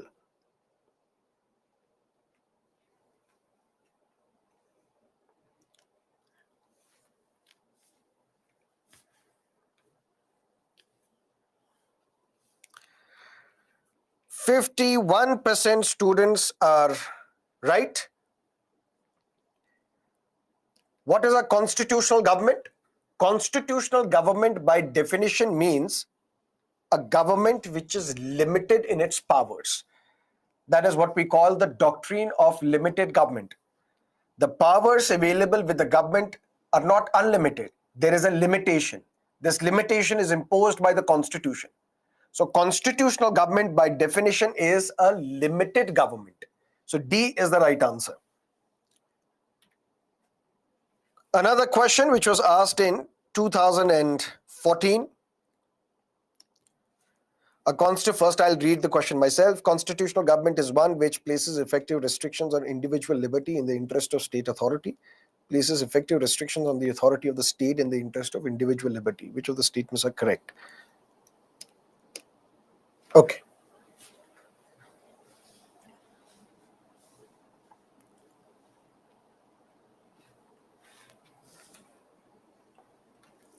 Why option A is wrong? Government by legislature, it means a parliamentary form of government, where a government will have the majority in the lower house, that government will survive. So that we call a parliamentary form of government. What is a constitutional government? A constitutional government is which does not have the unlimited powers, where the powers are limited.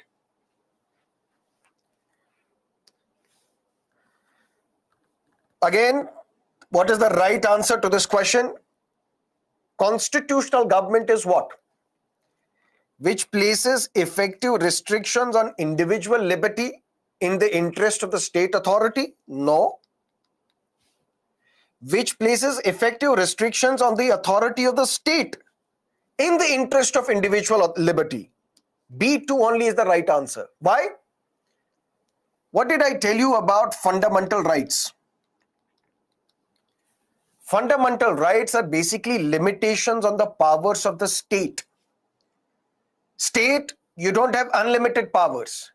Don't interfere with the right to life, liberty, dignity of an individual, privacy of an individual, because that's not your power. You have been limited in your powers. Your powers are not unlimited. There is a limitation on your power. That is a constitutional government. So a government which is a constitutional government imposes limitations on the state in the interest of the individual liberty of the people, not vice versa. So B2 only is the right answer. Let's look at another question, 2018. Consider the following statement. Aadhaar can be used as a proof of citizenship or domicile. Once issued, Aadhaar number cannot be deactivated or omitted by the issuing authority. Which of the statements are correct? What's the right answer?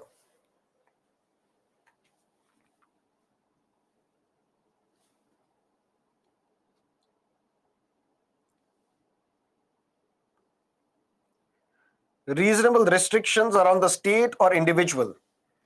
Limitations are on the state. Reasonable restrictions are imposed on citizens when they enjoy fundamental rights. But that is fundamental right. What is a constitutional government? A constitutional government is one where the state is limited in its powers. What is the purpose to limit the state's power? For the larger interest of the public. Here only 27% students are right. Why? Aadhaar can be used as proof of citizenship or domicile. This is incorrect. Why? Because Aadhaar, as I have said, is only a proof of identity. Aadhaar only proves that you are you. A is A, nothing more, nothing less. And in fact, Aadhaar can be enrolled by a citizen as well as a foreigner.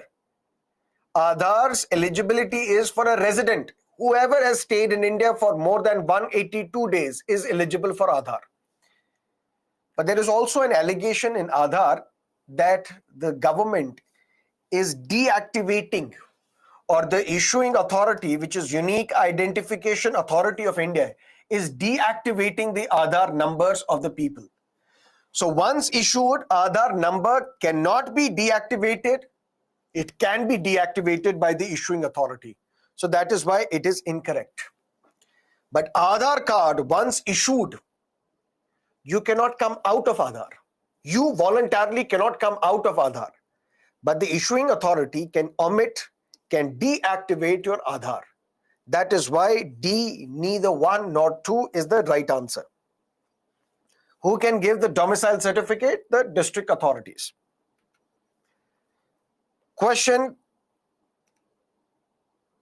I'll give you 15 seconds for this question. Tell me what is the right answer. Right to vote and to be elected in India is a fundamental right, a natural right, a constitutional right, a legal right.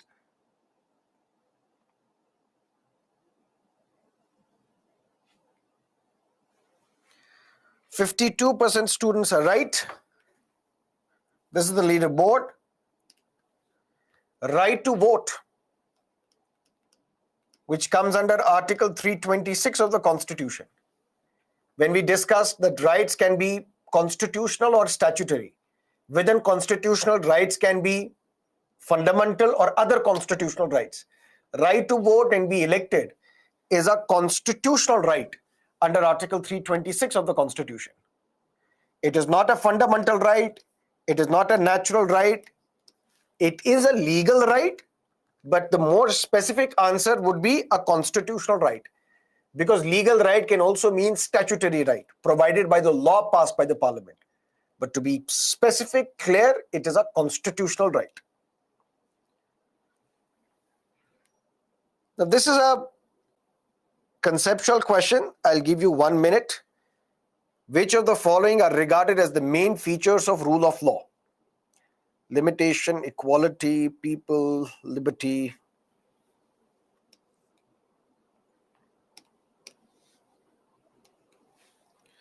What's the answer? Read it carefully and answer this question.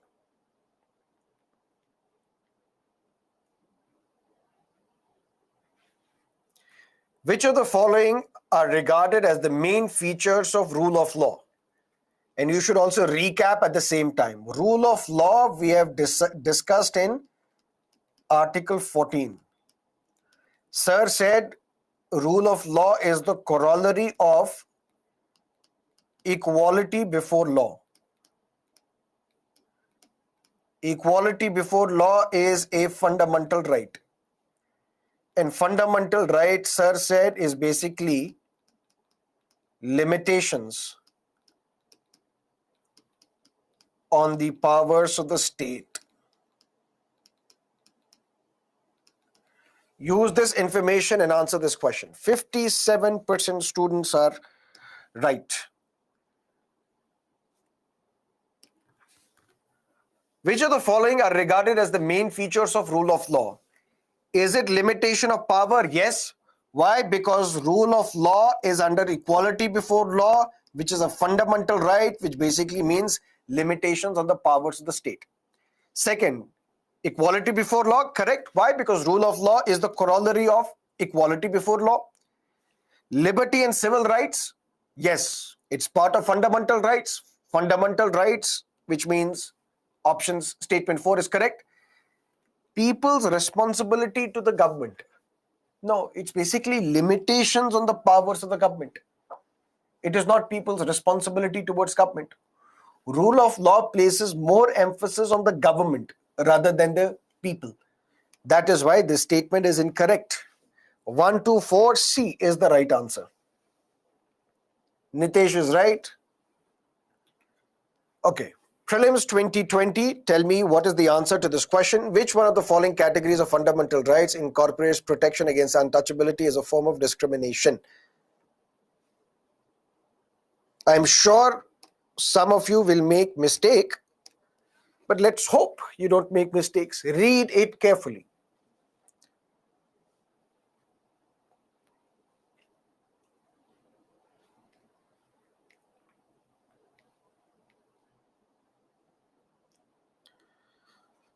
I knew you will make mistakes. Close to half of the people have made mistakes. How?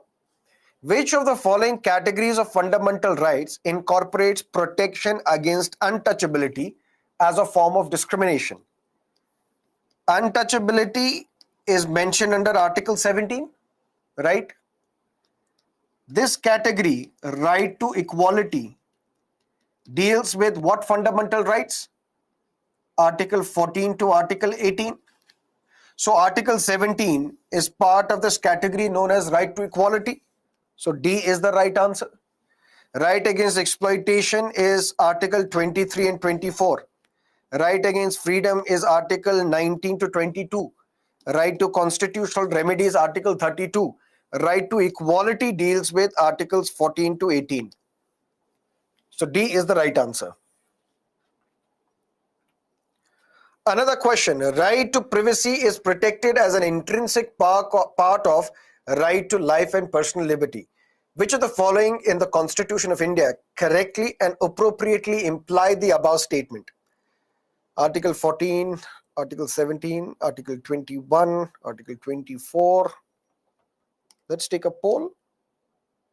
30 seconds. Tell me what's the right answer.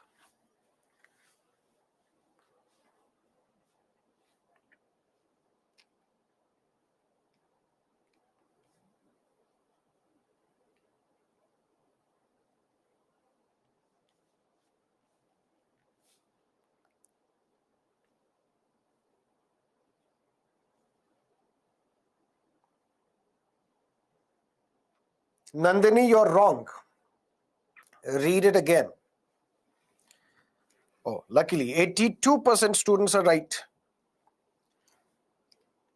Right to privacy is protected as an intrinsic part of right to life and personal liberty. That you clearly know comes under Article 21.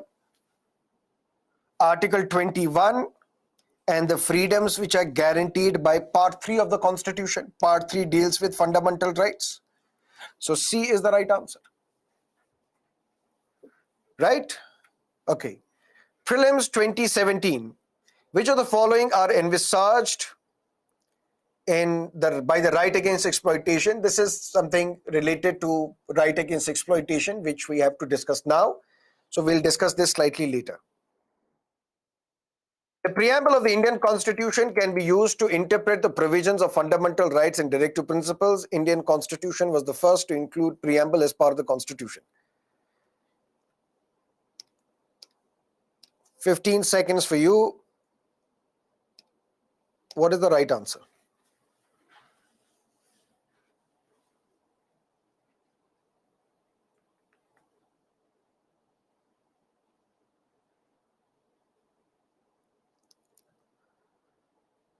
Preamble is not. Why are you wrong here?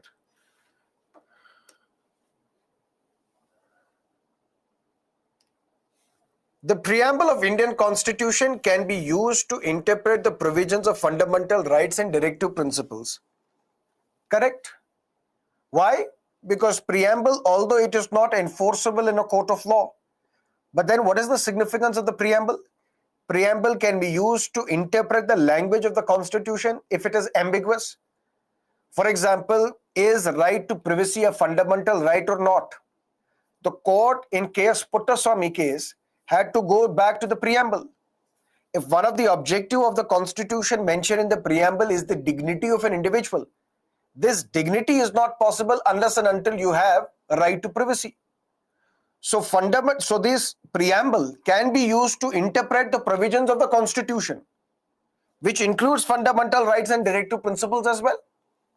Was Indian Constitution first one to start preamble, to begin with preamble, to include preamble? Incorrect. Why? Because it was the US Constitution. Which means which of the above statements are correct? A, only one is the right answer. Question number 2. India is an indestructible union of destructible states. President of India can borrow whatever.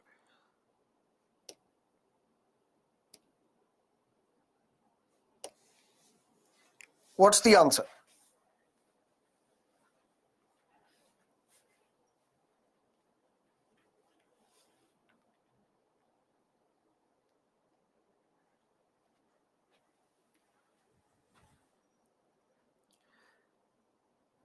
Yes, this is where the students would make mistakes, and you have made these mistakes. How? Indian Union is an indestructible union of destructible states, which means Article 3 can be used to bifurcate a state, split a state, merge two or more states. Union cannot be destroyed, but the states can be destructed. Correct? Now the statement is President of India can alter the boundaries of a state or change its name on the recommendations of the Council of Ministers headed by the Prime Minister. Absolutely incorrect. Why? Because this power is given under Article 3 to the Parliament. Parliament alone can pass a law under Article 3 of the Constitution and bifurcate, trifurcate, merge states, change the name of a state, alter the areas of a state. That's the power with the Parliament, not the President. Yes, President has to follow a consultative process, but the ultimate power is with the Parliament when Parliament passes a law, not the President. Very good. So it is only one. A is the right answer. Another question.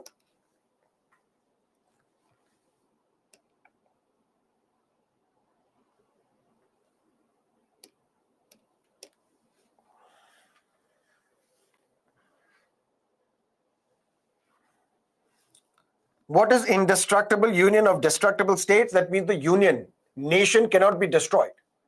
No state can come out of the union. Union will remain the same, but the states can be split. This is again where you would now realize that you have to read the question carefully. If you don't read the question carefully, you will make a mistake. The Constitution of India has followed the US model of citizenship. Incorrect. Why? Because in US they have dual citizenship. In India there is single citizenship.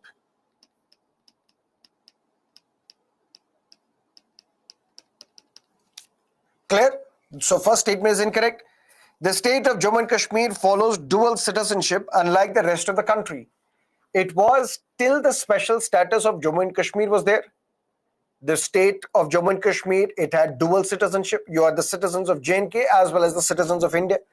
But after that special status was revoked, in J&K also there is single citizenship. This is incorrect. Now ideally you would have mentioned D. Both these statements are incorrect. But the question is asking which of these statements are incorrect. It is C because the question is asking incorrect, not correct. If it was correct, then D is the right answer. If it is incorrect, then C, both is the right answer. So please. So Femina, you have made two mistakes. Previous question, president. Now this question, you have marked correct. It should be incorrect. That's why please read the question carefully. Which of the following are the unitary features of the Indian Constitution? I'll give you 1 minute for this question.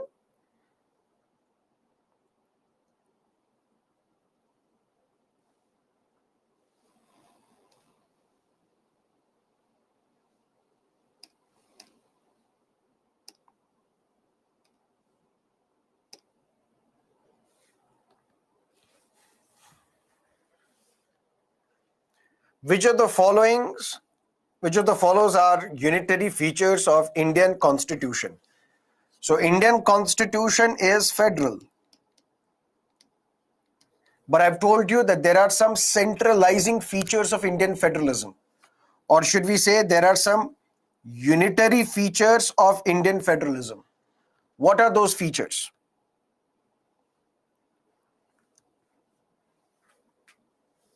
What makes Indian Constitution, like US Constitution, federal? One is dual government. The other is distribution of powers.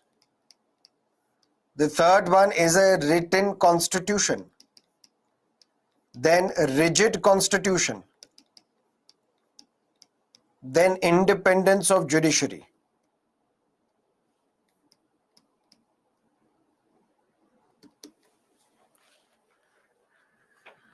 Which of the following are the unitary features of Indian Constitution? Single citizenship, correct.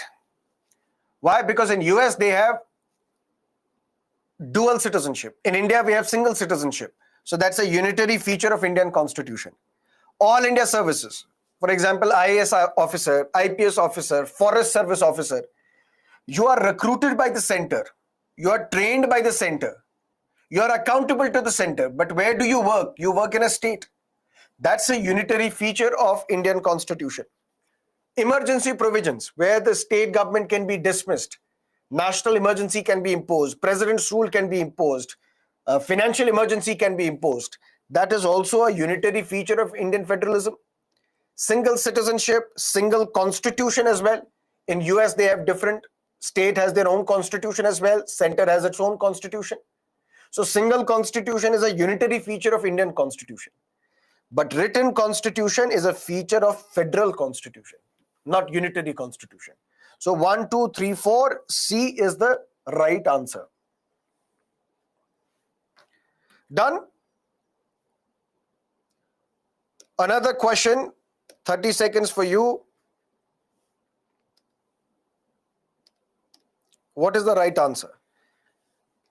Which of the following statements are correct or is correct regarding the National Population Register? What is NPR, which started in 2010, which was updated in 2015, which was to be updated in 2020, but was suspended because of the COVID-19 pandemic. NPR is a register which details list of usual residents of the country. 54% students are correct. Usual residents of the country, which means all those who are residing in India for 182 days or more. You are the usual resident. And it is mandatory for every usual resident to register in the NPR. This is also correct. It is mandatory to register under the National Population Register. So C, both 1 and 2 is the right answer. Question number 6. India is said to be a republican nation. Which of the following is the correct meaning of this?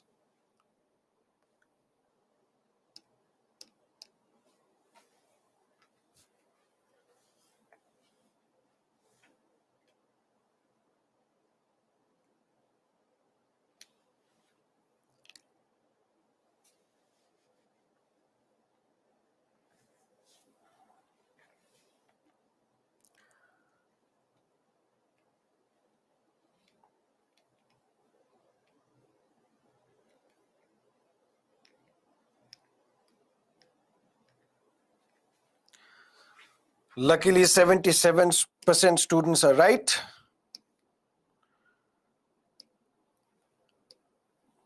Republican nation means head of the state is elected by people.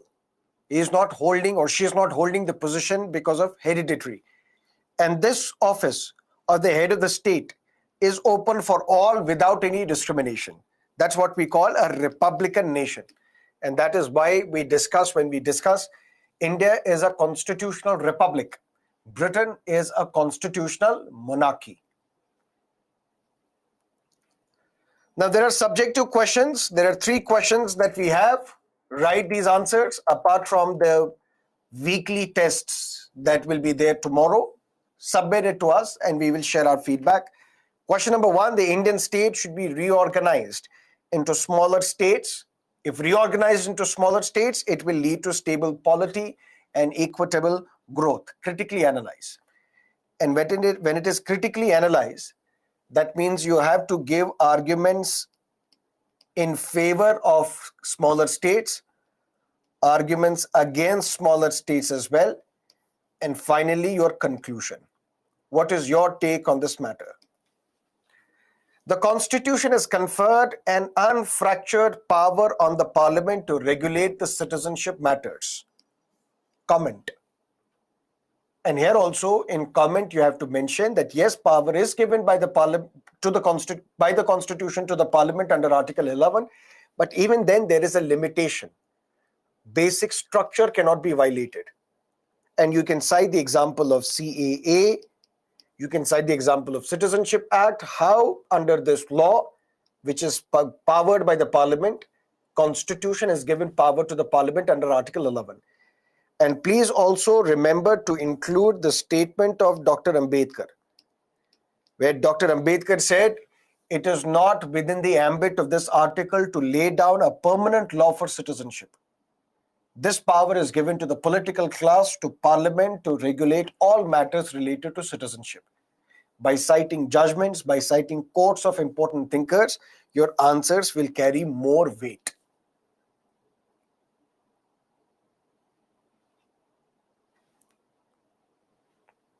Okay. Indian Constitution is a unique one. It reinforces the belief that despite federalism, national interest is paramount. We are a federal constitution during normal circumstances. But whenever there is war, whenever there is external emergency, whenever there is breakdown of constitutional machinery in a state, whenever there is threat to the financial stability of India, our constitution changes its form and becomes unitary. But that is only keeping in mind national interest. Because we can all talk about parliamentary democracy or federalism when the nation is united. So if there are threats to India's national security, India's national interest, because of war, because of external aggression, because of armed rebellion, because of breakdown of constitutional machinery, it is in these situations that our constitution keeps in mind the national interest and converts itself into a unitary constitution. This is where you can cite the quotes of Casey Ware, Granville Austin, and justify your answers. Is that clear? Submit your answers, send it across iaslive@byju's.com.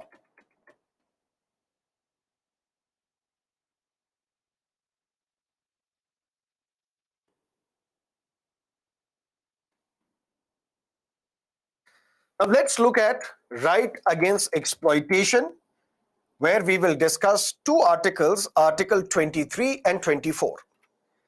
Article 23 talks about prohibition of traffic in human beings and something known as forced labor. What is traffic? It's not the traffic in Bengaluru. Traffic is something else. Traffic is buying and selling of men, women, and children like goods. The manner in which you sell or buy goods in the same manner, if you buy, sell men, women, and children, that is traffic. It is an exploitative practice and as such is prohibited by the Constitution. What else is prohibited? Forced labor. What is the text of Article 23? Article 23 says traffic in human beings is prohibited.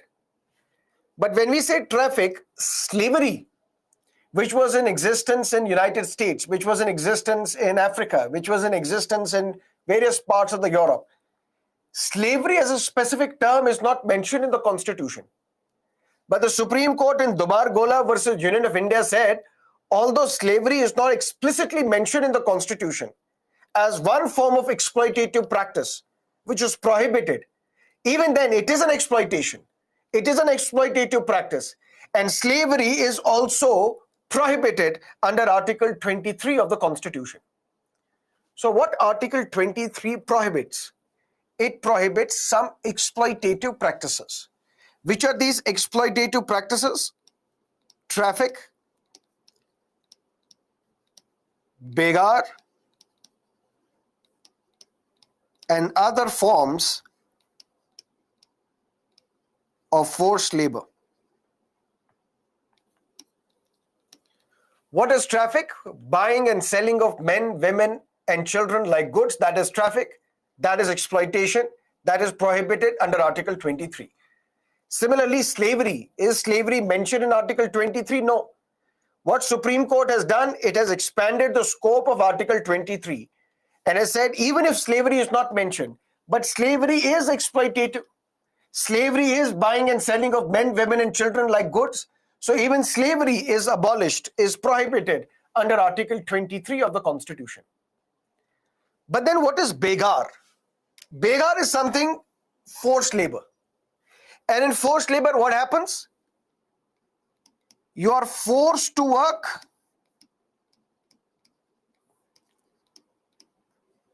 without wages as well. This form of exploitative practice was present prior to the independence of India during the colonial government.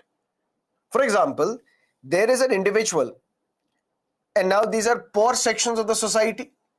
When you belong to the poor sections of the society, you do not have access to credit. You do not have access to banks so that banks can lend you loans. Then what do? You go to a money lender. You go to a zamindar. You go to a landlord. Dear zamindar, dear landlord, my family is sick. They have nothing to eat or they are suffering from some disease. Please give me some money. I will return it.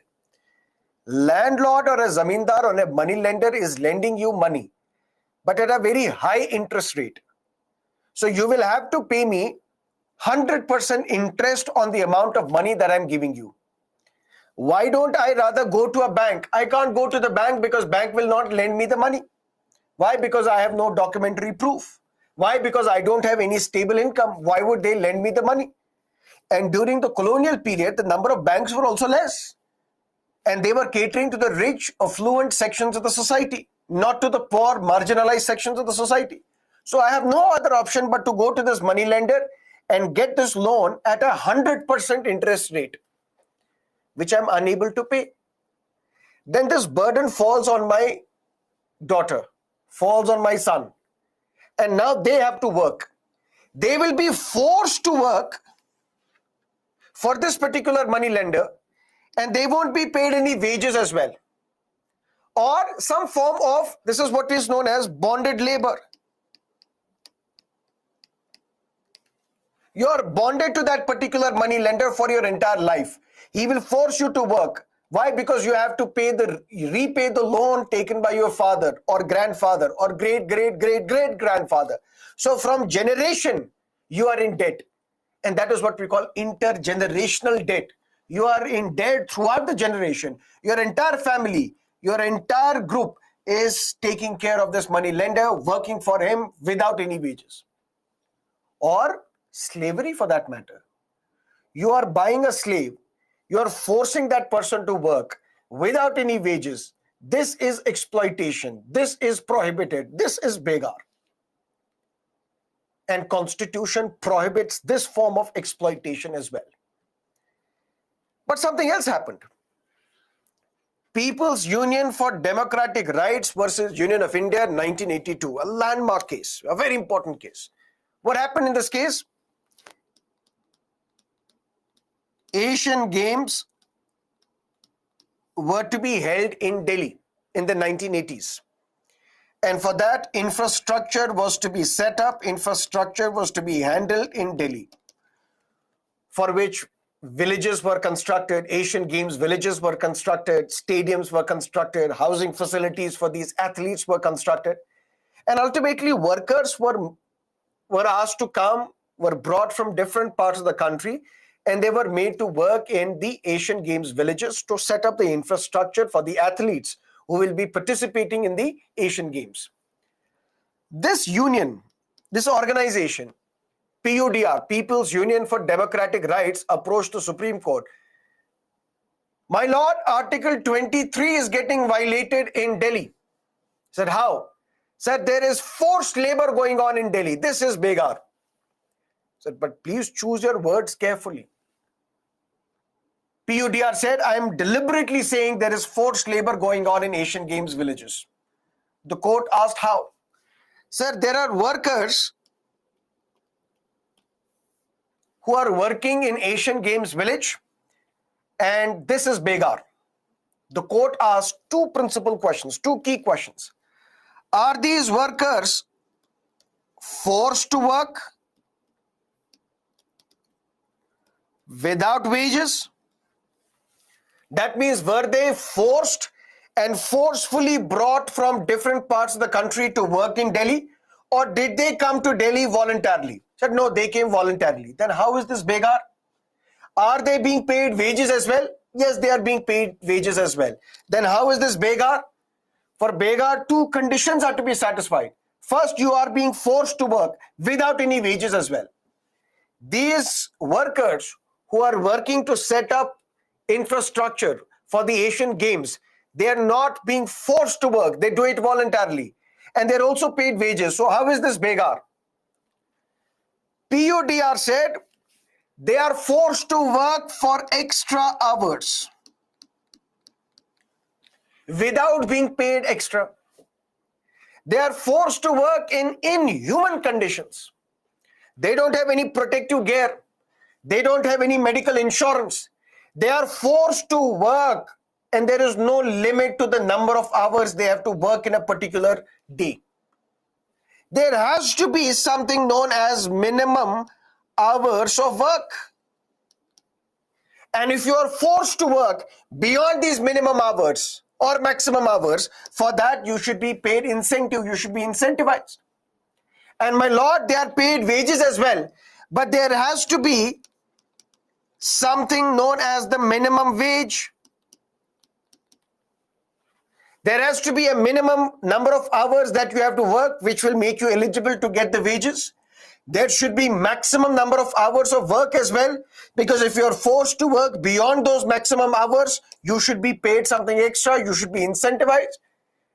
And my lord, there should be something known as a minimum wage, below which you cannot force people to work. The Supreme Court said this is exploitation and this will come under other forms of forced labor. And Supreme Court in this case called for the government to implement Minimum Wages Act. And that is how Minimum Wages Act was passed. So Article 23, it prohibits some exploitative practices. Which are these exploitative practices? Number one, traffic in human beings, begar, and other forms of forced labor. Clear? But Supreme Court has expanded the scope of Article 23 by saying slavery is also exploitation prohibited under Article 23. By saying if you are forced to work beyond a certain number of hours, that is exploitation that we will not allow. You have to pay them extra. If you are forcing people to work below a minimum age, that we will not allow, that is exploitation. You have to have a minimum wage below which no worker should be paid. That is Article 23 of the Constitution. But just like other fundamental rights, this fundamental right also is not absolute. Why? You have committed a crime for which you are sentenced to jail. And in jail, you have to spend 10 years in jail. And you are being sentenced to a rigorous imprisonment. That means in jail, you will be forced to work. Can you say, why is the government forcing me to work in the jail? Is that not exploitation under Article 23? No. Why? Because that is an exception.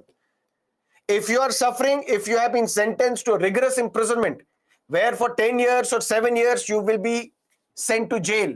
There you will be forced to work. Maybe you will be sent to stone quarrying, where you will be asked to lift stones, where you will be asked to make bamboo sticks, whatever you are. But you will be forced to work inside the jail. But that is not exploitation, because that is part of your punishment. Second exception, state can impose compulsory service for people. That means the state will force you to work, for which the state will not promise you to pay anything. What is begar? Forced labor without any wages. But there is an exception. This can happen. You will be forced to work, for which you may not be paid anything, paid any wages. But who will impose this compulsory service on you? State. For what? Military service, social service.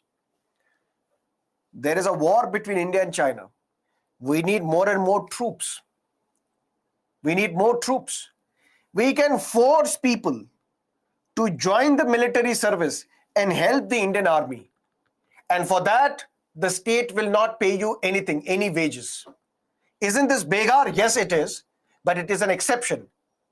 It is an exception because the state can impose compulsory service, which can be military service or which can be social service.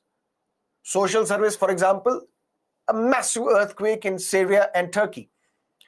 More than 19,000 civilians have lost their lives. The death toll may increase a lot. God forbid, if there is a similar earthquake in India, and now we need people to help those who are trapped under the debris. We need people to help those who require medical care, attention. The state can impose compulsory service on people. The state will force people to work because it is for social service, and for which state will not pay you anything, will not promise you anything. But there is a restriction on the state as well. When the state is imposing this compulsory service, the state cannot discriminate only on the grounds of religion, race, caste, or class. That means by imposing this compulsory service, the state cannot say only the Muslims will have to do this compulsory service, not the Hindus. Or only the Christians have to do this service and not Muslims. On the grounds of race, only the Dravidians and not those from the tribal area, they will be imposed this compulsory service. That cannot happen. Only the Dalits will be imposed this service, not the Brahmins. That cannot happen.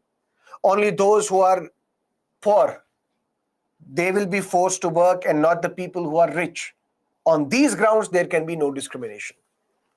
Which means if there has to be discrimination, there must exist a fifth ground, sixth ground, seventh ground, nth ground, on the basis of which valid discrimination can be made. That means discrimination can be made on the grounds of age. We will impose this compulsory service on those who are in the age group of 18 to 30.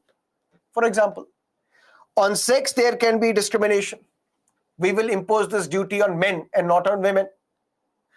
On place of birth or on residence, we can make this discrimination. That means we need people from North India to take care of the military service in North India. We cannot force people from South India to go all the way to North India and perform the military service. So on age, on sex, on residence, there can be discrimination. But there can be no discrimination only on the grounds of religion, race, caste, or class. That is Article 23 of the Constitution. Any questions?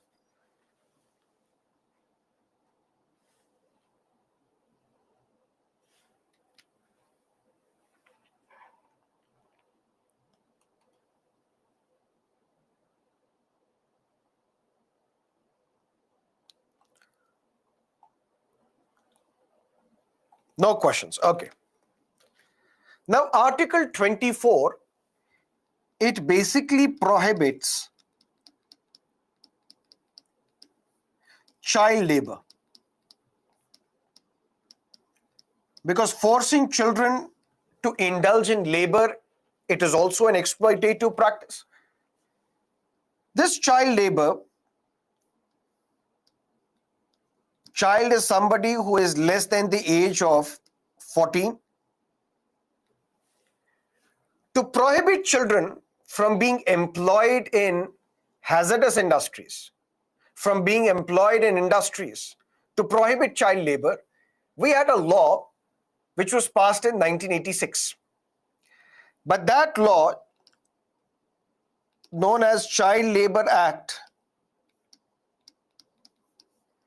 it was amended in 2016. So for the purpose of understanding this Article 24, we need to understand what was the status of child labor before 2016 and what is the status of this child labor law after 2016. So what is Article 23 and 24? Right against exploitation. Article 23 prohibits three forms of exploitation: traffic, begar, and other forms of forced labor. Clear? But this fundamental right is not absolute. It comes under exceptions. And the exceptions we have discussed. Article 24 prohibits child labor. Article 24 says there should be prohibition on employing children in hazardous industries. And who are these children? All those who are less than the age of 14. All those who are less than the age of 14 are children, and it is prohibited to force a child into labor. And for that we had a law. This law was amended in the year 2016, although the law was passed in 1986. So we have to look at what was the condition of this law prior to 2016 and after 2016. Before 2016, a child less than the age of 14, he was prohibited from working in hazardous industries. But this child less than the age of 14 years was allowed to work in non-hazardous industries.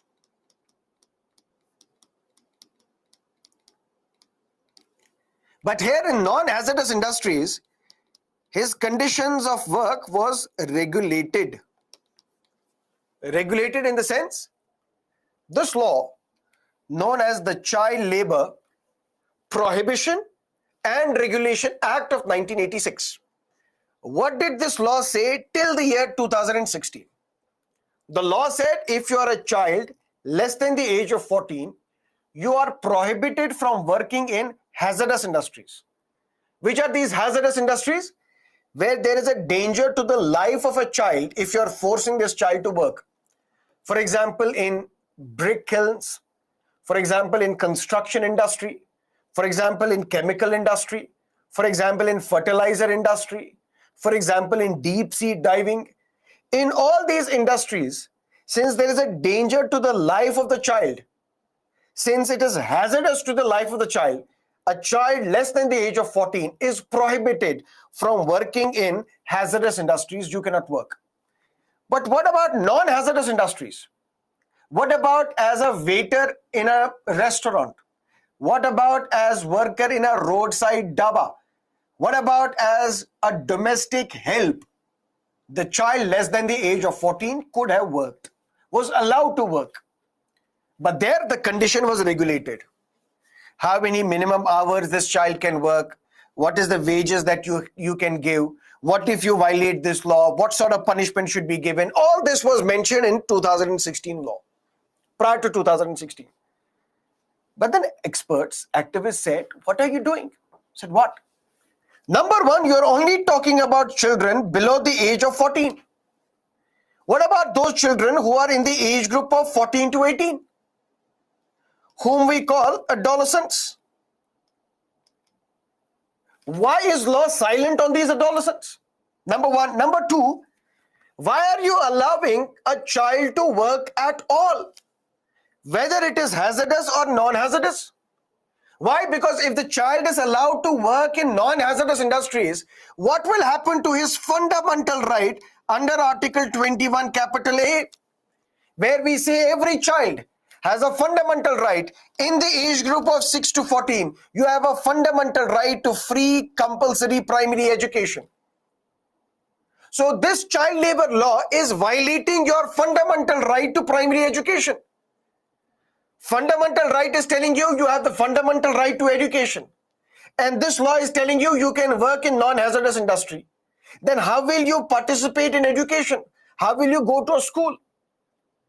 So this child labor law was not compatible with the right to education as a fundamental right. And that is how this law was changed after 2016, in the year 2016. Mr. Modi was the Prime Minister and this law was passed. And what did this law say? This law said, we will prohibit engagement of children in all occupations. So who is a child less than the age of 14?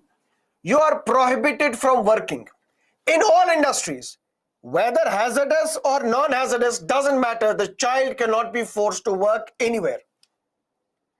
And what about these adolescents who are in the age group of 18 to 14, 14 to 18, you can work in non-hazardous industries, but you cannot be forced to work in hazardous occupations and processes.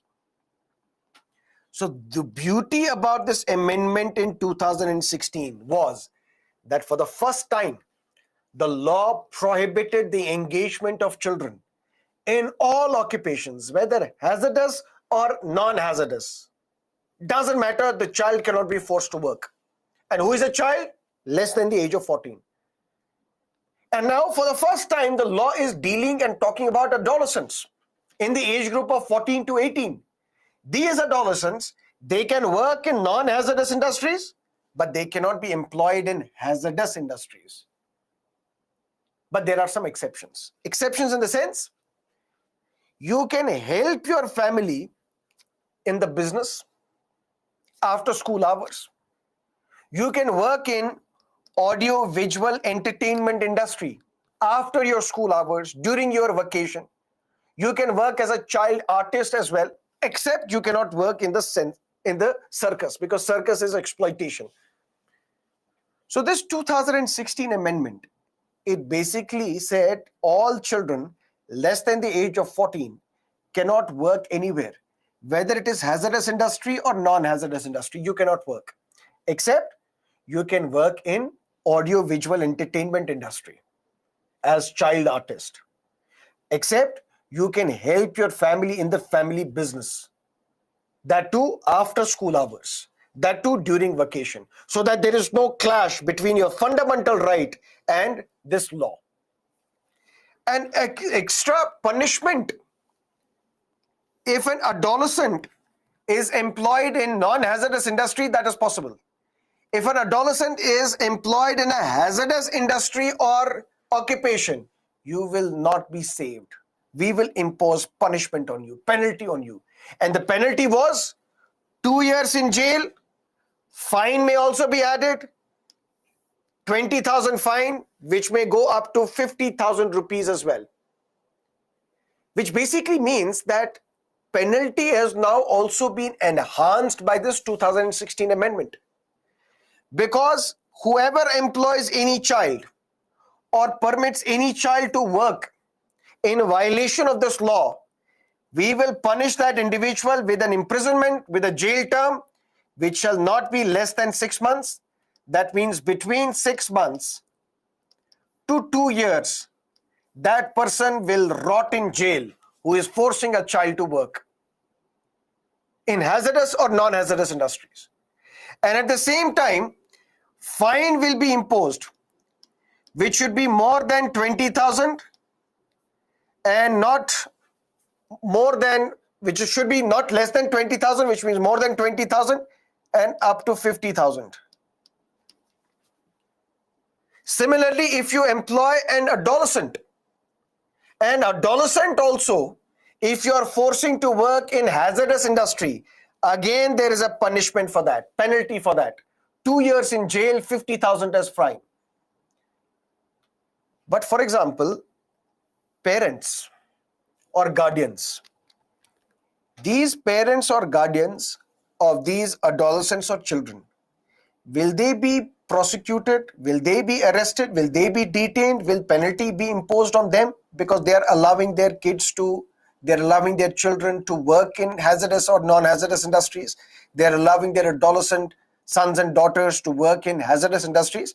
No action will be taken against the parent or the guardian unless and until it is sufficiently proven that it is they who have pushed these children to labor. Unless and until it is proven, then they will be prosecuted. Otherwise, they will not be prosecuted. So what is this child labor law? Before 2016, after 2016. Before 2016, a child less than the age of 14 cannot work in a hazardous industry, but can work in non-hazardous industry. And this law does not talk about adolescents in the age group of 14 to 18. But this law was violating fundamental rights. Fundamental right of free compulsory primary education for a child. Then the law was changed in 2016. And what is the current situation? A child less than the age of 14 cannot be employed anywhere, whether it is hazardous industry or non-hazardous industry, except this child can work in audio-visual entertainment industry as child artist, can help the family in the business, but after school hours or during vacation. For the first time, this law is also talking about adolescents. Adolescents cannot be forced to work in hazardous industries, but adolescents can work in non-hazardous industries. And then there is a penalty. If somebody forces a child to work, if somebody forces an adolescent to work in hazardous industry, for them there is a penalty. Minimum 6 months in jail, maximum 2 years in jail. Minimum 20,000 fine, maximum 50,000 fine, or both, fine as well as imprisonment. But what will happen to the parents or the guardians of these children and adolescents? Will they also be prosecuted? For them also fine will be imposed, penalty will be imposed? No. Unless and until it is proven sufficiently beyond any reasonable doubt that it is this family, it is this parent, it is this guardian which has pushed their child or adolescent into child labor. Whether this law is good or bad, that we will discuss on Monday, 6 a.m. onwards. And on Monday, we will discuss freedom of religion. Then we will discuss cultural and educational rights. And Monday, hopefully, our chapter fundamental rights would be complete. So see you on Monday, 6 o'clock in the morning. Till then, have a great time. Fine will be imposed on employer, not the employee, because employee is the child. India follows due process of law or procedure established by law. We follow due process of law, according to the interpretation by the court in Maneka Gandhi versus Union of India, 1978. Attempt to suicide is criminalized. What is Supreme Court take on this? Attempt to suicide is not a crime, because under Mental Health Care Act,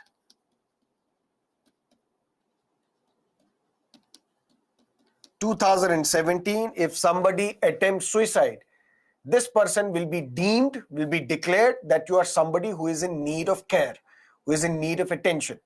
So you will not be sentenced, you will not be prosecuted, you will not be sent to jail. Instead, counseling will be given to you, medical counseling will be given to you, care, affection, support will be given to you.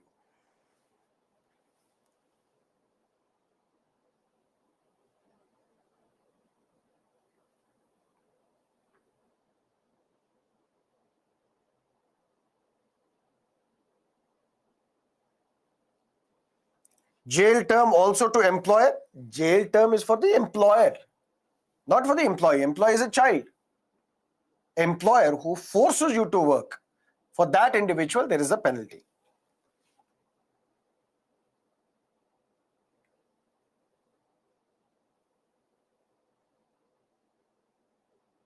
Is president part of the legislature? Yes. So let's meet Monday, 6 o'clock in the morning. We'll complete the discussion on fundamental rights, hopefully on that day. Till then, have a great time, a great weekend. But don't forget to take the test tomorrow. Bye-bye. See ya.